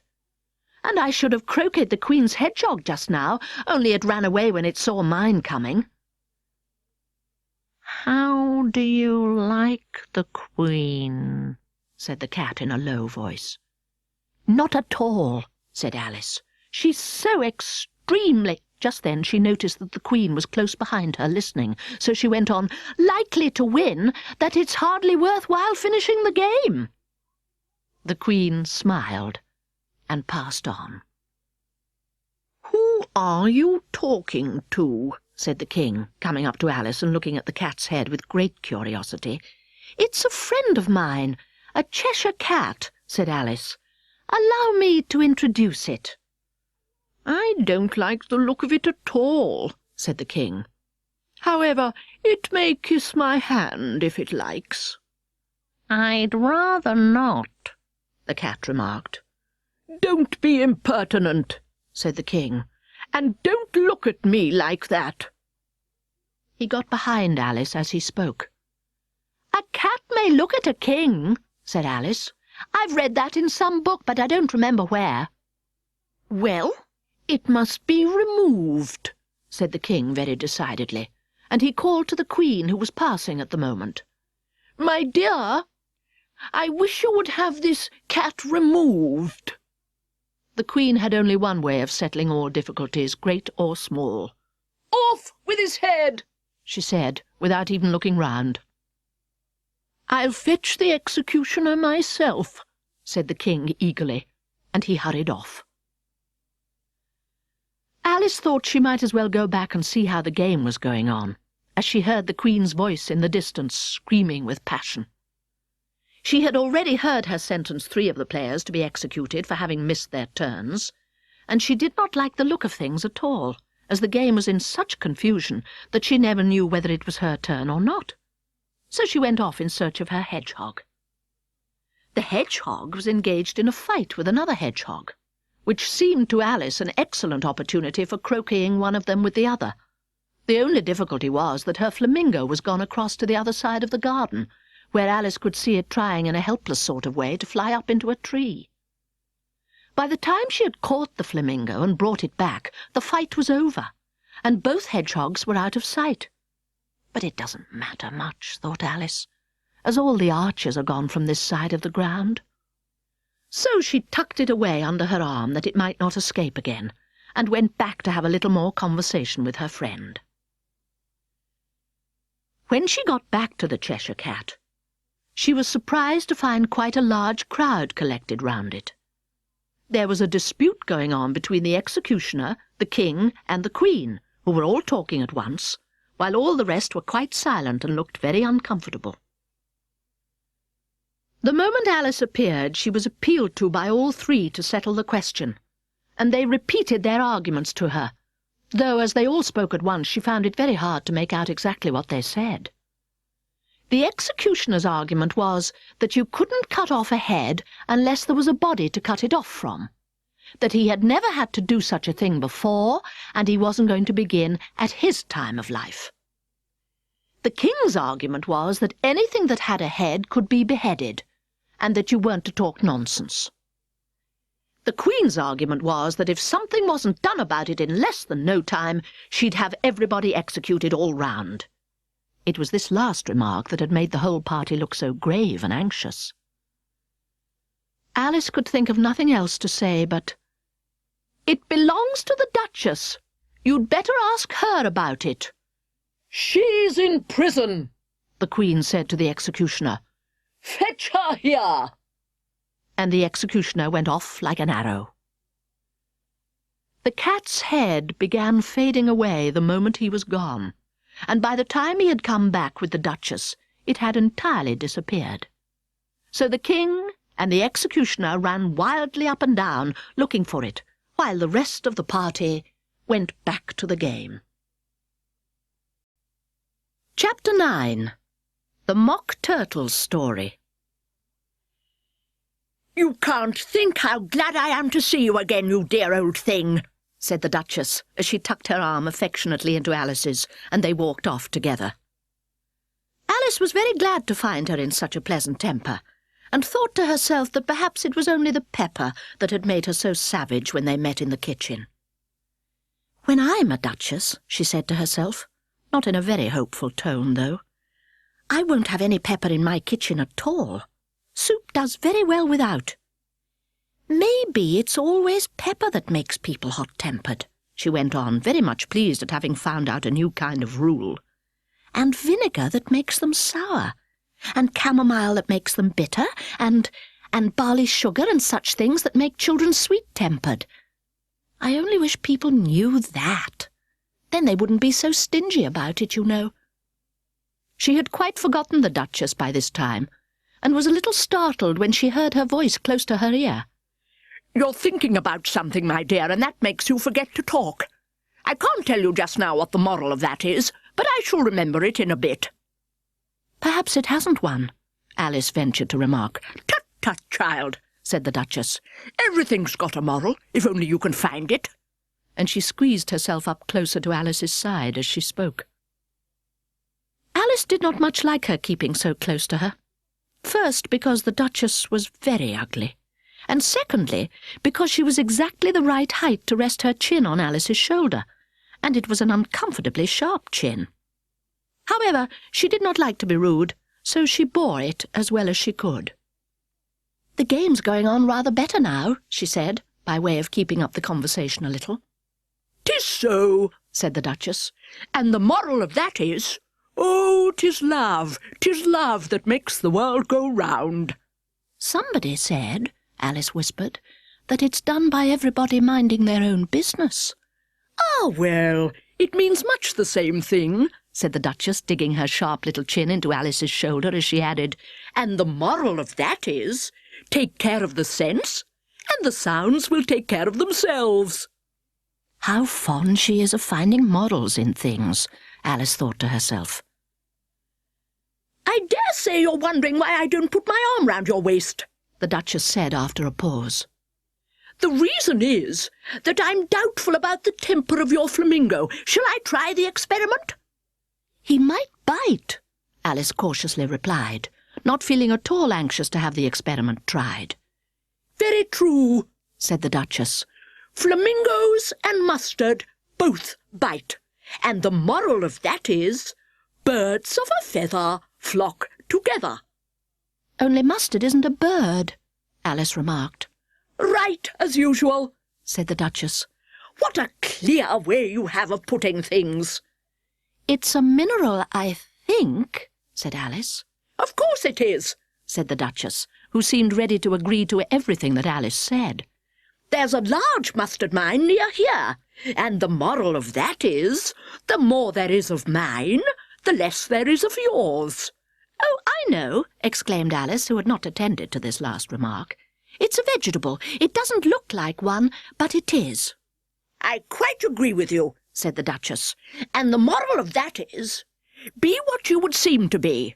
Or, if you would like it put more simply, never imagine yourself not to be otherwise than what it might appear to others that what you were or might have been was not otherwise than what you had been would have appeared to them to be otherwise.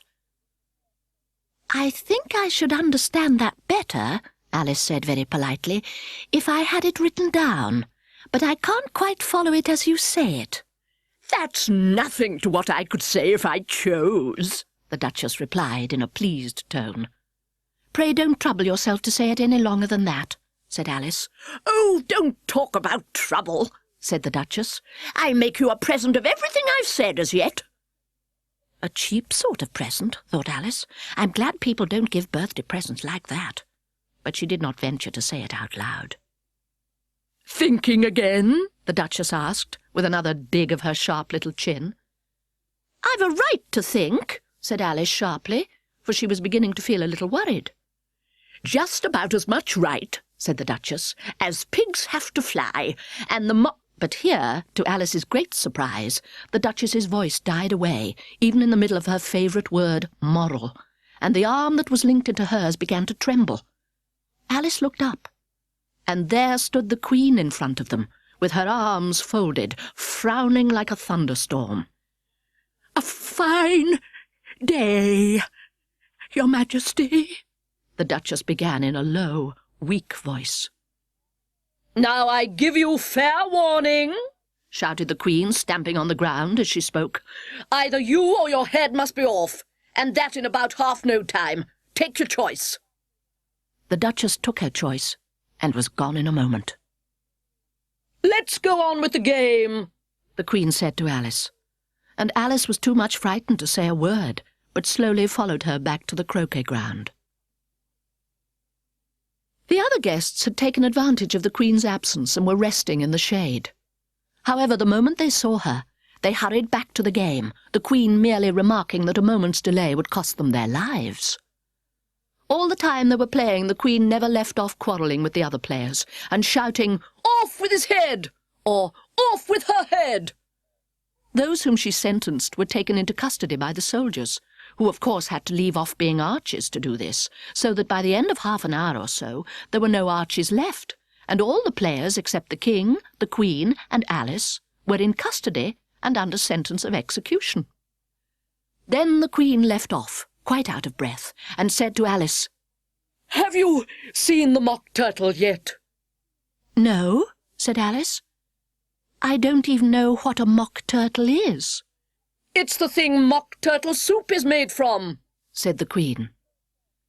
"I never saw one, or heard of one," said Alice. "Come on, then," said the Queen, "and he shall tell you his history." As they walked off together, Alice heard the King say in a low voice to the company generally, "You are all pardoned." "Come, that's a good thing," she said to herself, for she had felt quite unhappy at the number of executions the Queen had ordered. They very soon came upon a griffin, lying fast asleep in the sun. "Up, lazy thing," said the Queen, "and take this young lady to see the Mock Turtle and to hear his history. I must go back and see after some executions I have ordered." And she walked off, leaving Alice alone with the griffin. Alice did not quite like the look of the creature, but on the whole she thought it would be quite as safe to stay with it as to go after that savage Queen, so she waited. The griffin sat up and rubbed its eyes. Then it watched the Queen till she was out of sight. Then it chuckled. "What fun!" said the griffin, half to itself, half to Alice. "What is the fun?" said Alice. "Why, she," said the griffin. "It's all her fancy, that. They never executes nobody, you know. Come on." "Everybody says 'come on' here," thought Alice, as she went slowly after it. "I never was so ordered about before in all my life, never." They had not gone far before they saw the Mock Turtle in the distance, sitting sad and lonely on a little ledge of rock, and as they came nearer, Alice could hear him sighing as if his heart would break. She pitied him deeply. "What is his sorrow?" she asked the Gryphon. And the Gryphon answered very nearly in the same words as before. "It's all his fancy, that. He hasn't got no sorrow, you know." "Come on." So they went up to the Mock Turtle, who looked at them with large eyes full of tears, but said nothing. "This here young lady," said the Gryphon, "she wants folk to know your history, she do." "Ah, I'll tell it her," said the Mock Turtle in a deep, hollow tone. "Sit down, both of you, and don't speak a word till I've finished." So they sat down, and nobody spoke for some minutes. Alice thought to herself, "I don't see how he can ever finish if he doesn't begin." But she waited patiently.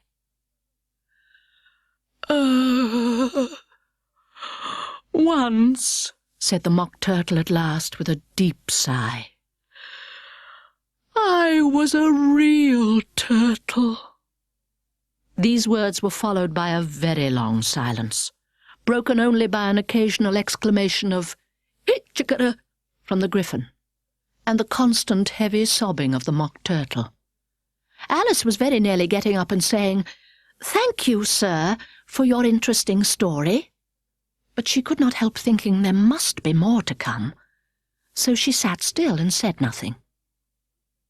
"When we were little," the Mock Turtle went on at last, more calmly, though still sobbing a little now and then, "we went to school in the sea.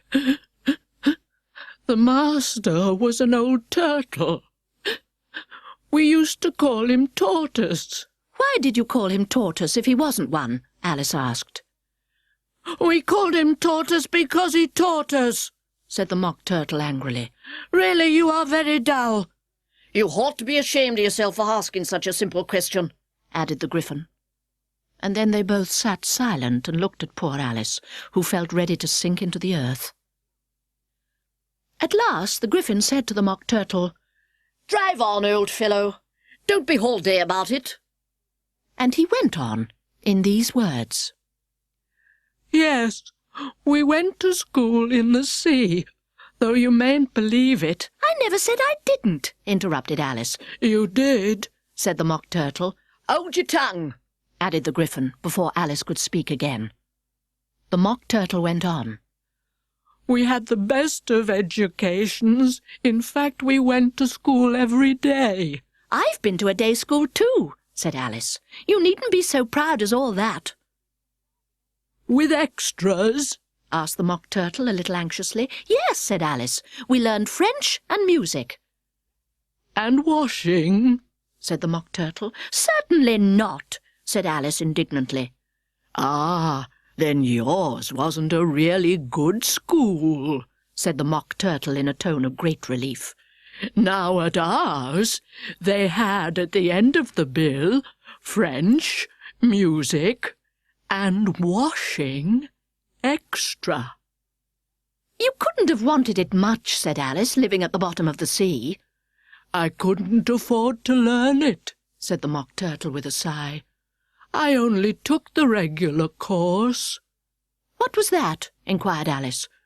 "Reeling and writhing, of course, to begin with," the Mock Turtle replied, "and then the different branches of arithmetic, ambition, distraction, uglification, and derision." "I never heard of uglification," Alice ventured to say. "What is it?" The Gryphon lifted up both its paws in surprise. "Never heard of uglifying?" it exclaimed. "You know what to beautify is, I suppose." "Yes," said Alice doubtfully. "It means to make anything prettier." "Well, then," the Gryphon went on, "if you don't know what to uglify is, you are a simpleton." Alice did not feel encouraged to ask any more questions about it. So she turned to the Mock Turtle and said, "What else had you to learn?" "Well, there was mystery," the Mock Turtle replied, counting off the subjects on his flippers. "Mystery ancient and modern, with seaography. Then drawling, The drawling master was an old conger eel that used to come once a week. He taught us drawling, stretching, and fainting in coils." "What was that like?" said Alice. "Well, I can't show it to you myself," the Mock Turtle said. "I'm too stiff, and the Gryphon never learned it." "Hadn't time," said the Gryphon. "I went to the classical master, though. He was an old crab, he was." "I never went to him," the Mock Turtle said with a sigh. "He taught laughing and grief, they used to say." "So he did, said the Gryphon, sighing in his turn, and both creatures hid their faces in their paws. "And how many hours a day did you do lessons?" said Alice in a hurry to change the subject. 10 hours the first day," said the Mock Turtle, 9 the next, and so on. "What a curious plan!" exclaimed Alice. "That's the reason they're called lessons," the Gryphon remarked, "because they listen from day to day." This was quite a new idea to Alice, and she thought it over a little before she made her next remark. "Then the 11th day must have been a holiday." "Of course it was," said the Mock Turtle. "And how did you manage on the 12th?" Alice went on eagerly. "That's enough about lessons," the Gryphon interrupted in a very decided tone. "Tell her something about the games now." Chapter 10. The Lobster Quadrille. The Mock Turtle sighed deeply and drew the back of one flapper across his eyes. He looked at Alice and tried to speak, but for a minute or two sobs choked his voice. "Same as if he had a bone in his throat," said the Gryphon, and it set to work shaking him and punching him in the back. At last the Mock Turtle recovered his voice, and with tears running down his cheeks, he went on again. "You may not have lived much under the sea." "I haven't," said Alice. "And perhaps you were never even introduced to a lobster." Alice began to say, "I once tasted," but checked herself hastily and said, "No, never." "And so you can have no idea what a delightful thing a lobster quadrille is." "No, indeed," said Alice. "What sort of a dance is it?" "Why," said the Gryphon, "you first form into a line along the seashore." "2 lines," cried the Mock Turtle, "seals, turtles, salmon, and so on. Then, when you've cleared all the jellyfish out of the way—" "That generally takes some time," interrupted the Gryphon. "You advance twice." "Each with a lobster as a partner," cried the Gryphon. "Of course," the Mock Turtle said. "Advance twice, set to partners." "Change lobsters and retire in same order," continued the Gryphon. "Then you know," the Mock Turtle went on, "you throw the lobsters," shouted the Gryphon with a bound into the air. as far out to sea as you can." "Swim after them," screamed the Gryphon. "Turn a somersault in the sea." cried the Mock Turtle, capering wildly about. "Change lobsters again," yelled the Gryphon at the top of its voice. "Back to land again, and that's all the first figure," said the Mock Turtle, suddenly dropping his voice. And the two creatures, who had been jumping about like mad things all this time, sat down again very sadly and quietly, and looked at Alice. "It must be a very pretty dance," said Alice timidly. "Would you like to see a little of it?" said the Mock Turtle. "Very much indeed," said Alice.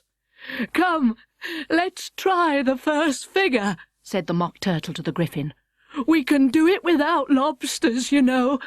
Which shall sing?" "Oh, you sing," said the Gryphon. "I've forgotten the words." So they began solemnly dancing round and round Alice, every now and then treading on her toes when they passed too close, and waving their forepaws to mark the time, while the Mock Turtle sang this, very slowly and sadly. "Will you walk a little faster?" said a whiting to a snail. "There's a porpoise porpoise close behind us, and he's treading on my tail. See how eagerly the lobsters and the turtles all advance. They are waiting on the shingle. Will you come and join the dance? Will you, won't you, will you, won't you, will you join the dance? Will you, won't you, will you, won't you join the dance? You can really have no notion how delightful it will be when they take us up and throw us with the lobsters out to sea. But the snail replied, too far, and gave a look askance. Said he thanked the whiting kindly, but he would not join the dance. Would not, could not, would not, could not, would not join the dance. Would not, could not, would not, could not, could not join the dance. What matters it how far we go? His scaly friend replied. There is another shore, you know, upon the other side.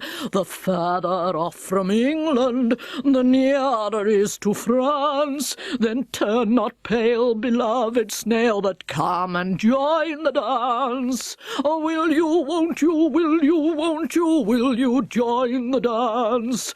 Oh, will you, won't you, will you, won't you join the dance? Will you, won't you, will you, won't you join the dance? Will you, won't you, will you, won't you join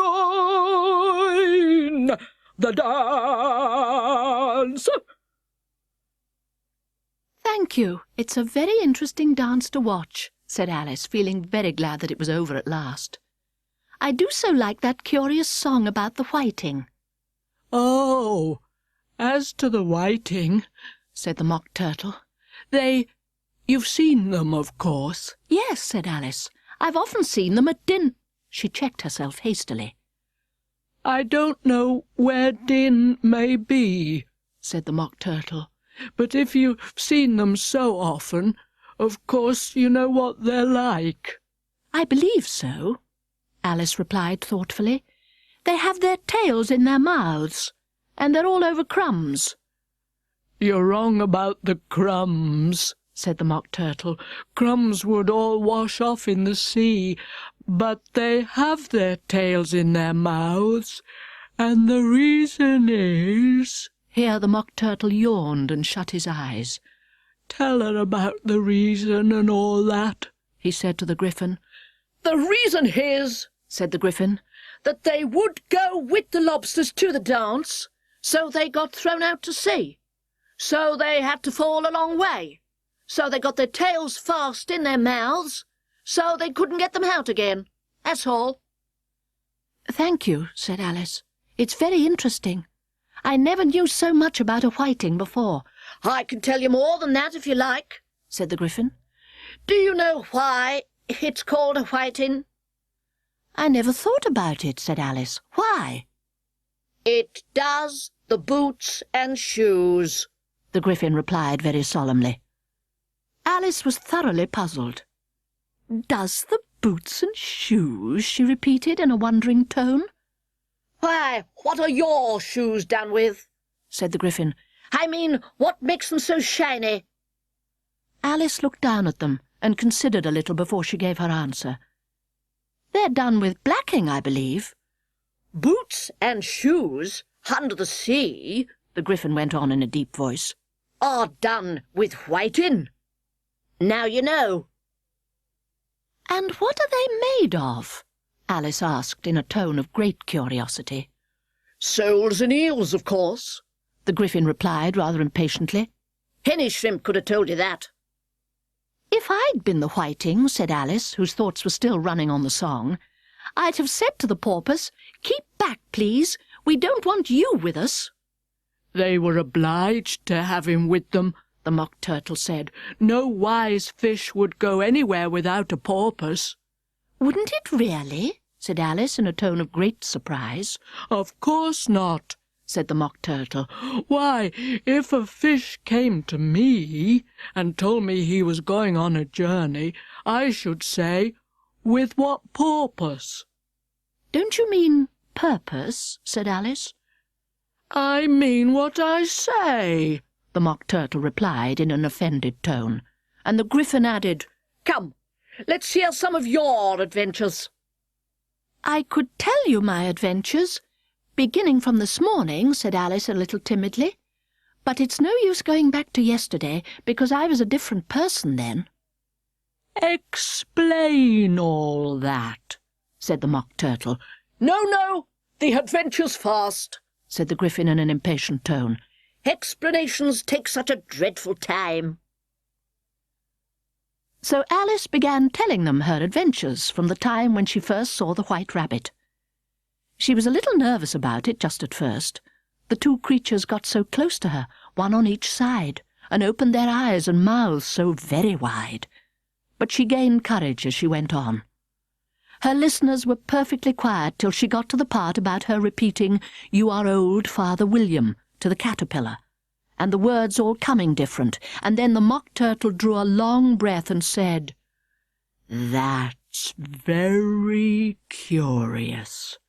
"It's all about as curious as it can be," said the Gryphon. "It all came different," the Mock Turtle repeated thoughtfully. "I should like to hear her try and repeat something now. Tell her to begin." He looked at the Gryphon as if he thought it had some kind of authority over Alice. "Stand up and repeat, "'Tis the voice of the sluggard,'" said the Gryphon. How the creatures order one about and make one repeat lessons, thought Alice. I might just as well be at school at once. However, she got up and began to repeat it, but her head was so full of the lobster quadrille that she hardly knew what she was saying, and the words came very queer indeed. "'Tis the voice of the lobster, I heard him declare, You have baked me too brown, I must sugar my hair. As a duck with its eyelids, so he with his nose trims his belt and his buttons and turns out his toes. When the sands are all dry, he is gay as a lark, and will talk in contemptuous tones of the shark. But when the tide rises and sharks are around, his voice has a timid and tremulous sound." "That's different from what I used to say when I was a child," said the Gryphon. "Well, I never heard it before," said the Mock Turtle, "but it sounds uncommon nonsense." Alice said nothing. She had sat down with her face in her hands, wondering if anything would ever happen in a natural way again. "I should like to have it explained," said the Mock Turtle. "She can't explain it," said the Gryphon hastily. "Go on with the next verse." "But about his toes," the Mock Turtle persisted. "How could he turn them out with his nose, you know?" "It's the first position in dancing," Alice said. But she was dreadfully puzzled by the whole thing, and longed to change the subject. "Go on with the next verse," the Gryphon repeated. "It begins, I pass by his garden." Alice did not dare to disobey, though she felt sure it would all come wrong, and she went on in a trembling voice. "I passed by his garden, and marked with one eye how the owl and the panther were sharing a pie. The panther took pie crust and gravy and meat, while the owl had the dish as its share of the treat. When the pie was all finished, the owl, as a boon, was kindly permitted to pocket the spoon, while the panther received knife and fork with a growl, and concluded the banquet by—" "What is the use of repeating all that stuff?" the Mock Turtle interrupted. "If you don't explain it as you go on, it's by far the most confusing thing I ever heard." "Yes, I think you'd better leave off," said the Gryphon, and Alice was only too glad to do so. "Shall we try another figure of the lobster quadrille?" the Gryphon went on. "Or would you like the Mock Turtle to sing you another song?" "Oh, a song, please, if the Mock Turtle would be so kind," Alice replied, so eagerly that the Gryphon said in a rather offended tone, No accounting for tastes. Sing a turtle's soup, will you, old fellow?" The Mock Turtle sighed deeply and began, in a voice choked with sobs, to sing this. Beautiful soup, so rich and green, waiting in a hot tureen. Who for such dainties would not stoop? Soup of the evening, beautiful soup. Soup of the evening, beautiful soup. Beautiful soup. Beautiful soup. Soup of the evening, beautiful, beautiful soup. Beautiful soup, who cares for fish, game, or any other dish? Who would not give all else for toup? Pennyworth only of beautiful soup, pennyworth only of beautiful soup, beautiful soup, beautiful soup, soup of the evening, beautiful, beautiful soup. "Chorus again!" cried the Gryphon, and the Mock Turtle had just begun to repeat it when a cry of "The trial's beginning!" was heard in the distance. "Come on!" cried the Gryphon, and taking Alice by the hand, it hurried off without waiting for the end of the song. "What trial is it?" Alice panted as she ran. But the Gryphon only answered, "Come on!" and ran the faster, while more and more faintly came, carried on the breeze that followed them, the melancholy words, Soup of the evening, beautiful, beautiful soup.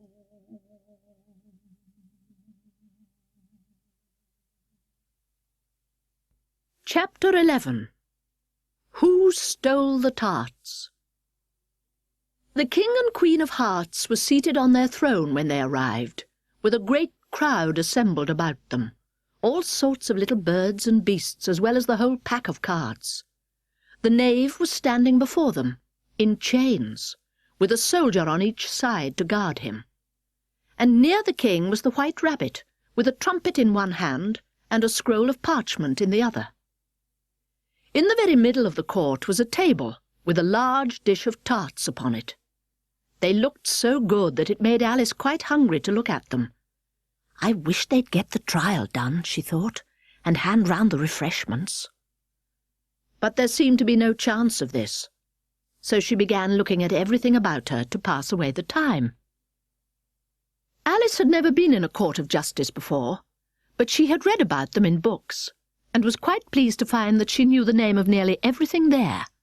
"That's the judge," she said to herself, "because of his great wig." The judge, by the way, was the king, and as he wore his crown over the wig, he did not look at all comfortable, and it was certainly not becoming. "And that's the jury box," thought Alice, "and those 12 creatures," she was obliged to say creatures, you see, because some of them were animals and some were birds, "I suppose they are the jurors." She said this last word 2 or 3 times over to herself, being rather proud of it, for she thought, and rightly too, that very few little girls of her age knew the meaning of it at all. However, jurymen would have done just as well. The 12 jurors were all writing very busily on slates. "What are they doing?" Alice whispered to the Gryphon. "They can't have anything to put down yet, before the trial's begun." "They're putting down their names," the Gryphon whispered in reply, "for fear they should forget them before the end of the trial." "Stupid things," Alice began in a loud, indignant voice. But she stopped herself hastily, for the White Rabbit cried out, "Silence in the court!" and the king put on his spectacles and looked anxiously round to make out who was talking. Alice could see, as well as if she were looking over their shoulders, that all the jurors were writing down stupid things on their slates, and she could even make out that one of them didn't know how to spell stupid, and that he had to ask his neighbour to tell him. A nice muddle their slates'll be in before the trial's over, thought Alice. One of the jurors had a pencil that squeaked. This, of course, Alice could not stand, and she went round the court and got behind him, and very soon found an opportunity of taking it away. She did it so quickly that the poor little juror, it was Bill the lizard, could not make out at all what had become of it. So after hunting all about for it, he was obliged to write with one finger for the rest of the day, and this was of very little use, as it left no mark on the slate. "Herald, read the accusation," said the king. On this the White Rabbit blew 3 blasts on the trumpet, and then unrolled the parchment scroll, and read as follows. "The Queen of Hearts, she made some tarts, all on a summer day. The Knave of Hearts, he stole those tarts, and took them quite away." "Consider your verdict," the king said to the jury. "Not yet, not yet," the rabbit hastily interrupted. "There's a great deal to come before that." "Call the first witness," said the king, and the White Rabbit blew 3 blasts on the trumpet and called out, "First witness?" The first witness was the Hatter. He came in with a teacup in one hand and a piece of bread and butter in the other.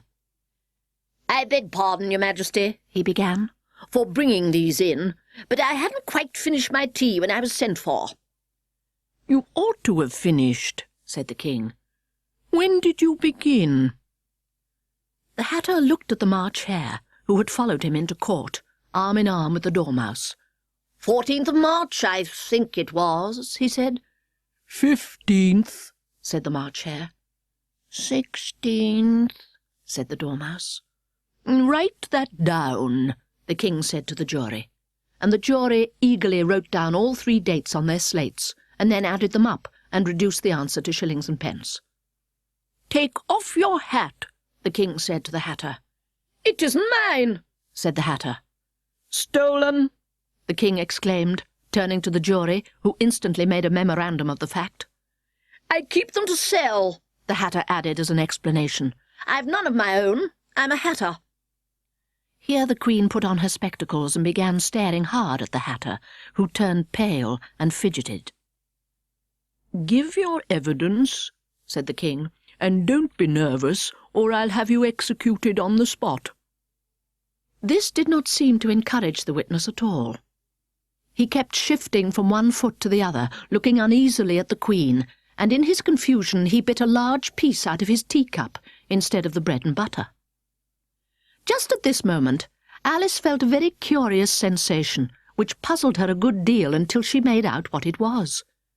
She was beginning to grow larger again, and she thought at first she would get up and leave the court, but on second thoughts she decided to remain where she was as long as there was room for her. I wish you wouldn't squeeze so, said the Dormouse, who was sitting next to her. I can hardly breathe. I can't help it, said Alice very meekly. I'm growing. You've no right to grow here, said the Dormouse. Don't talk nonsense, said Alice more boldly. You know you're growing too. Yes, but I grow at a reasonable pace, said the Dormouse. Not in that ridiculous fashion. And he got up very sulkily and crossed over to the other side of the court. All this time the Queen had never left off staring at the Hatter, and just as the Dormouse crossed the court she said to one of the officers of the court, "Bring me the list of the singers in the last concert," on which the wretched Hatter trembled so that he shook off both his shoes. "Give your evidence," the king repeated angrily. or I'll have you executed, whether you're nervous or not." "I'm a poor man, your Majesty," the Hatter began in a trembling voice, "and I hadn't begun my tea, not above a week or so, and what with the bread and butter getting so thin, and the twinkling of the tea—" "The twinkling of what?" said the King. "It began with the tea," the Hatter replied. "Of course twinkling begins with a tea," said the King sharply. "Do you take me for a dunce? Go on." "I'm a poor man," the Hatter went on, "and most things twinkled after that. Only the March Hare said—" "I didn't," the March Hare interrupted in a great hurry. "You did," said the Hatter. "I deny it," said the March Hare. "He denies it," said the King. "Leave out that part." "Well, at any rate, the Dormouse said," the Hatter went on, looking anxiously round to see if he would deny it too, but the Dormouse denied nothing, being fast asleep. "After that," continued the Hatter, "I cut some more bread and butter." "But what did the Dormouse say?" one of the jury asked. "That I can't remember," said the Hatter. "You must remember," remarked the King, "or I'll have you executed." The miserable Hatter dropped his teacup and bread and butter, and went down on one knee. "I'm a poor man, your Majesty," he began. "You're a very poor speaker," said the King. Here one of the guinea pigs cheered, and was immediately suppressed by the officers of the court. As that is rather a hard word, I will just explain to you how it was done. They had a large canvas bag which tied up at the mouth with strings. Into this they slipped the guinea pig, head first, and then sat upon it. "I'm glad I've seen that done," thought Alice. "I've so often read in the newspapers at the end of trials there was some attempt at applause which was immediately suppressed by the officers of the court, and I never understood what it meant till now." "If that's all you know about it, you may stand down," continued the King. "I can't go no lower," said the Hatter. "I'm on the floor as it is." "Then you may sit down," the King replied. Here the other guinea pig cheered, and was suppressed. "Come, that finishes the guinea pigs," thought Alice. "Now we shall get on better." "I'd rather finish my tea," said the Hatter, with an anxious look at the Queen, who was reading the list of singers. "You may go," said the King, and the Hatter hurriedly left the court without even waiting to put his shoes on. "And just take his head off outside," the Queen added to one of the officers, but the Hatter was out of sight before the officer could get to the door. "Call the next witness," said the King. The next witness was the Duchess's cook. She carried the pepper-box in her hand, and Alice guessed who it was even before she got into the court by the way the people near the door began sneezing all at once. "Give your evidence," said the King. "Shan't," said the cook. The King looked anxiously at the White Rabbit, who said in a low voice, "Your Majesty must cross-examine this witness." "Well, if I must, I must," the King said with a melancholy air, and after folding his arms and frowning at the cook till his eyes were nearly out of sight, he said in a deep voice, "What are tarts made of?" "Pepper mostly," said the cook. "Treacle," said a sleepy voice behind her. "Collar that dormouse!" the Queen shrieked out. "Behead that dormouse! Turn that dormouse out of court! Suppress him! Pinch him! Off with his whiskers!" For some minutes the whole court was in confusion, getting the dormouse turned out, and by the time they had settled down again, the cook had disappeared. "Never mind," said the King, with an air of great relief. "Call the next witness." And he added in an undertone to the Queen, "Really, my dear, you must cross-examine the next witness. It quite makes my forehead ache." Alice watched the White Rabbit as he fumbled over the list, feeling very curious to see what the next witness would be like. "For they haven't got much evidence yet," she said to herself. Imagine her surprise when the White Rabbit read out at the top of his shrill little voice the name Alice! Chapter 12. Alice's Evidence. "Here!" cried Alice, quite forgetting in the flurry of the moment how large she had grown in the last few minutes, and she jumped up in such a hurry that she tipped over the jury box with the edge of her skirt, upsetting all the jurymen onto the heads of the crowd below, and there they lay sprawling about, reminding her very much of a globe of goldfish she had accidentally upset the week before.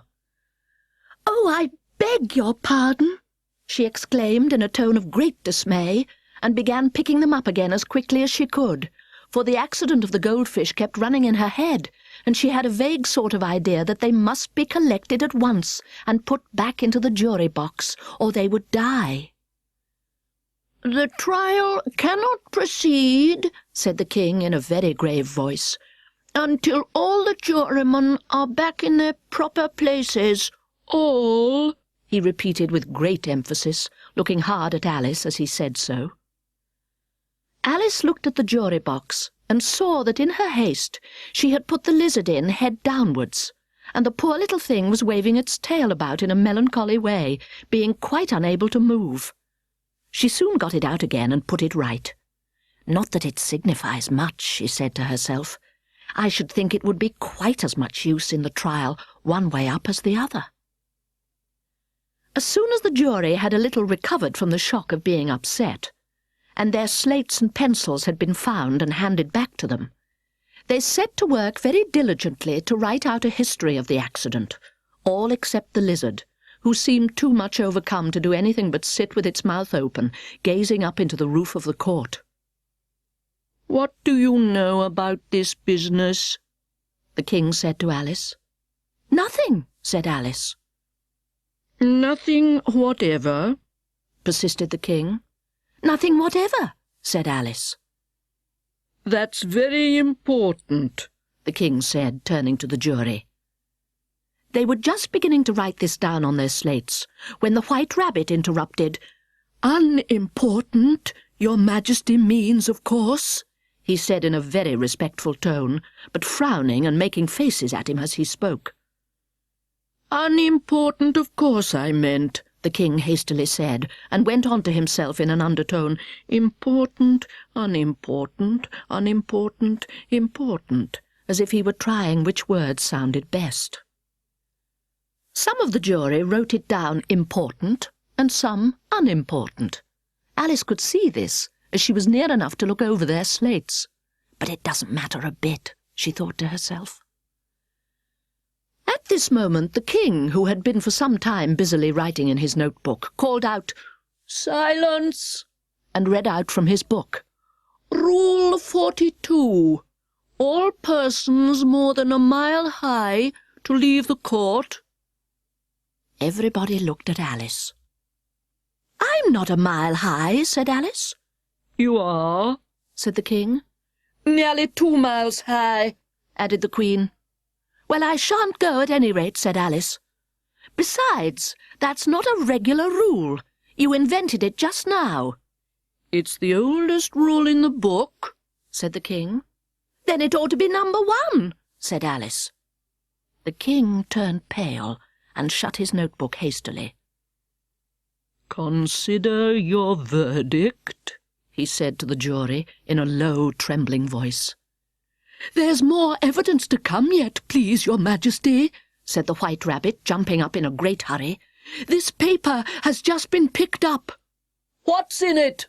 said the Queen. "I haven't opened it yet," said the White Rabbit, "but it seems to be a letter written by the prisoner to somebody." "It must have been that," said the King, "unless it was written to nobody, which isn't usual, you know." "Who is it directed to?" said one of the jurymen. "It isn't directed at all," said the White Rabbit. "In fact, there's nothing written on the outside." He unfolded the paper as he spoke and added, "It isn't a letter after all. It's a set of verses." "Are they in the prisoner's handwriting?" asked another of the jurymen. "No, they're not," said the White Rabbit, "and that's the queerest thing about it." The jury all looked puzzled. "He must have imitated somebody else's hand," said the king. The jury all brightened up again. "Please, your majesty," said the knave, "I didn't write it, and they can't prove that I did. There's no name signed at the end." "If you didn't sign it," said the king, "that only makes the matter worse. You must have meant some mischief, or else you'd have signed your name like an honest man." There was a general clapping of hands at this. It was the first really clever thing the king had said that day. "That proves his guilt, of course," said the queen. "So off with—" "It doesn't prove anything of the sort," said Alice. "Why, you don't even know what they're about." "Read them," said the king. The White Rabbit put on his spectacles. "Where shall I begin, please, your majesty?" he asked. "Begin at the beginning," the king said, very gravely, "and go on till you come to the end. Then stop." There was dead silence in the court, whilst the White Rabbit read out these verses. "They told me you had been to her and mentioned me to him. She gave me a good character, but said I could not swim. He sent them word I had not gone. We know it to be true. If she should push the matter on, what would become of you? I gave her 1, they gave him 2, you gave us 3 or more. They all returned from him to you, though they were mine before. If I or she should chance to be involved in this affair, he trusts to you to set them free, exactly as we were. My notion was that you had been, before she had this fit, an obstacle that came between him and ourselves and it. Don't let him know she liked them best, for this must ever be a secret kept from all the rest between yourself and me." "That's the most important piece of evidence we've heard yet," said the king, rubbing his hands. "So now let the jury—" "If any one of them can explain it," said Alice. She had grown so large in the last few minutes that she wasn't a bit afraid of interrupting him. "I'll give him 6pence. I don't believe there's an atom of meaning in it." The jury all wrote down on their slates, "She doesn't believe there's an atom of meaning in it." But none of them attempted to explain the paper. "If there's no meaning in it," said the king, "that saves a world of trouble, you know, as we needn't try to find any. And yet I don't know," he went on, spreading out the verses on his knee and looking at them with one eye. "I seem to see some meaning in them after all. Said I could not swim."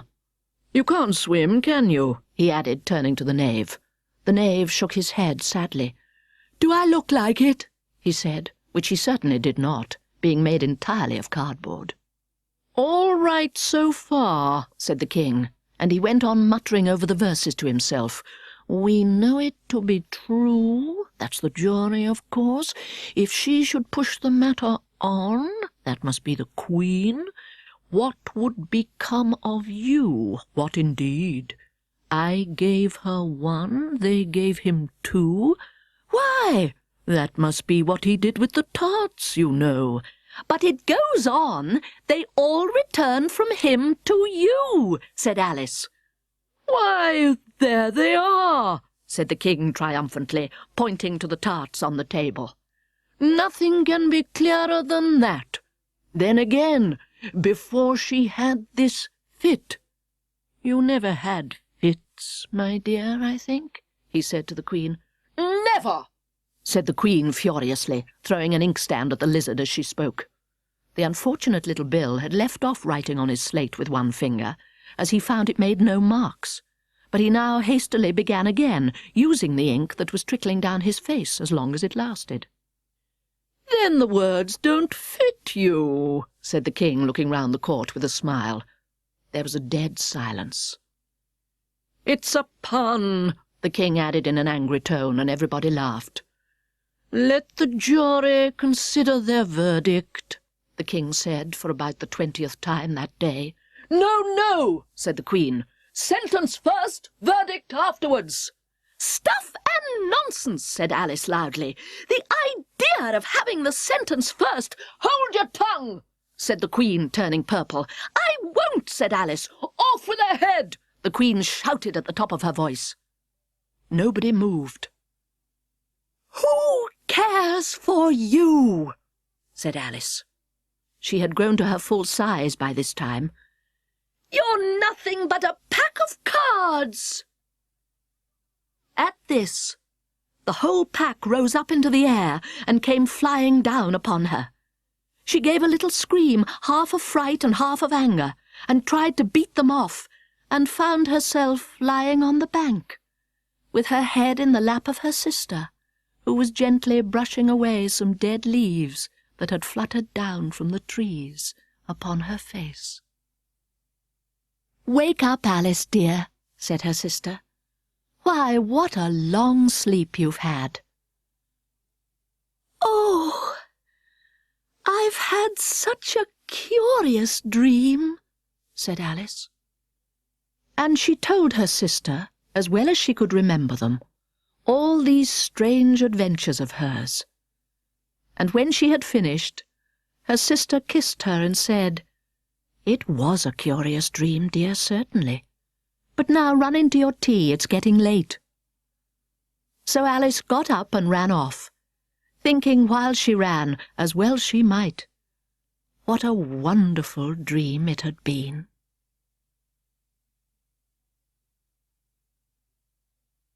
But her sister sat still just as she left her, leaning her head on her hand, watching the setting sun, and thinking of little Alice and all her wonderful adventures, till she too began dreaming after a fashion. And this was her dream.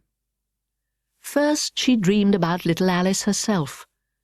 Once again the tiny hands were clasped upon her knee, and the bright eager eyes were looking up into hers. She could hear the very tones of her voice, and see that queer little toss of her head to keep back the wandering hair that would always get into her eyes. And still as she listened, or seemed to listen, the whole place around her became alive with the strange creatures of her little sister's dream. The long grass rustled at her feet as the white rabbit hurried by. The frightened mouse splashed his way through the neighbouring pool. She could hear the rattle of teacups as the March Hare and his friends shared their never-ending meal, and the shrill voice of the Queen ordering off her unfortunate guests to execution. Once more the pig baby was sneezing on the Duchess's knee, while plates and dishes crashed around it. Once more the shriek of the griffin, the squeaking of the lizard slate pencil, and the choking of the suppressed guinea pigs filled the air, mixed up with the distant sob of the miserable mock turtle. So she sat on, with closed eyes, and half believed herself in Wonderland, though she knew she had but to open them again, and all would change to dull reality. The grass would be only rustling in the wind, and the pool rippling to the waving of the reeds. The rattling teacups would change to tinkling sheep bells, and the Queen's shrill cries to the voice of the shepherd boy, and the sneeze of the baby, the shriek of the griffin, and all the other queer noises would change, she knew, to the confused clamour of the busy farmyard, while the lowing of the cattle in the distance would take the place of the mock turtle's heavy sobs.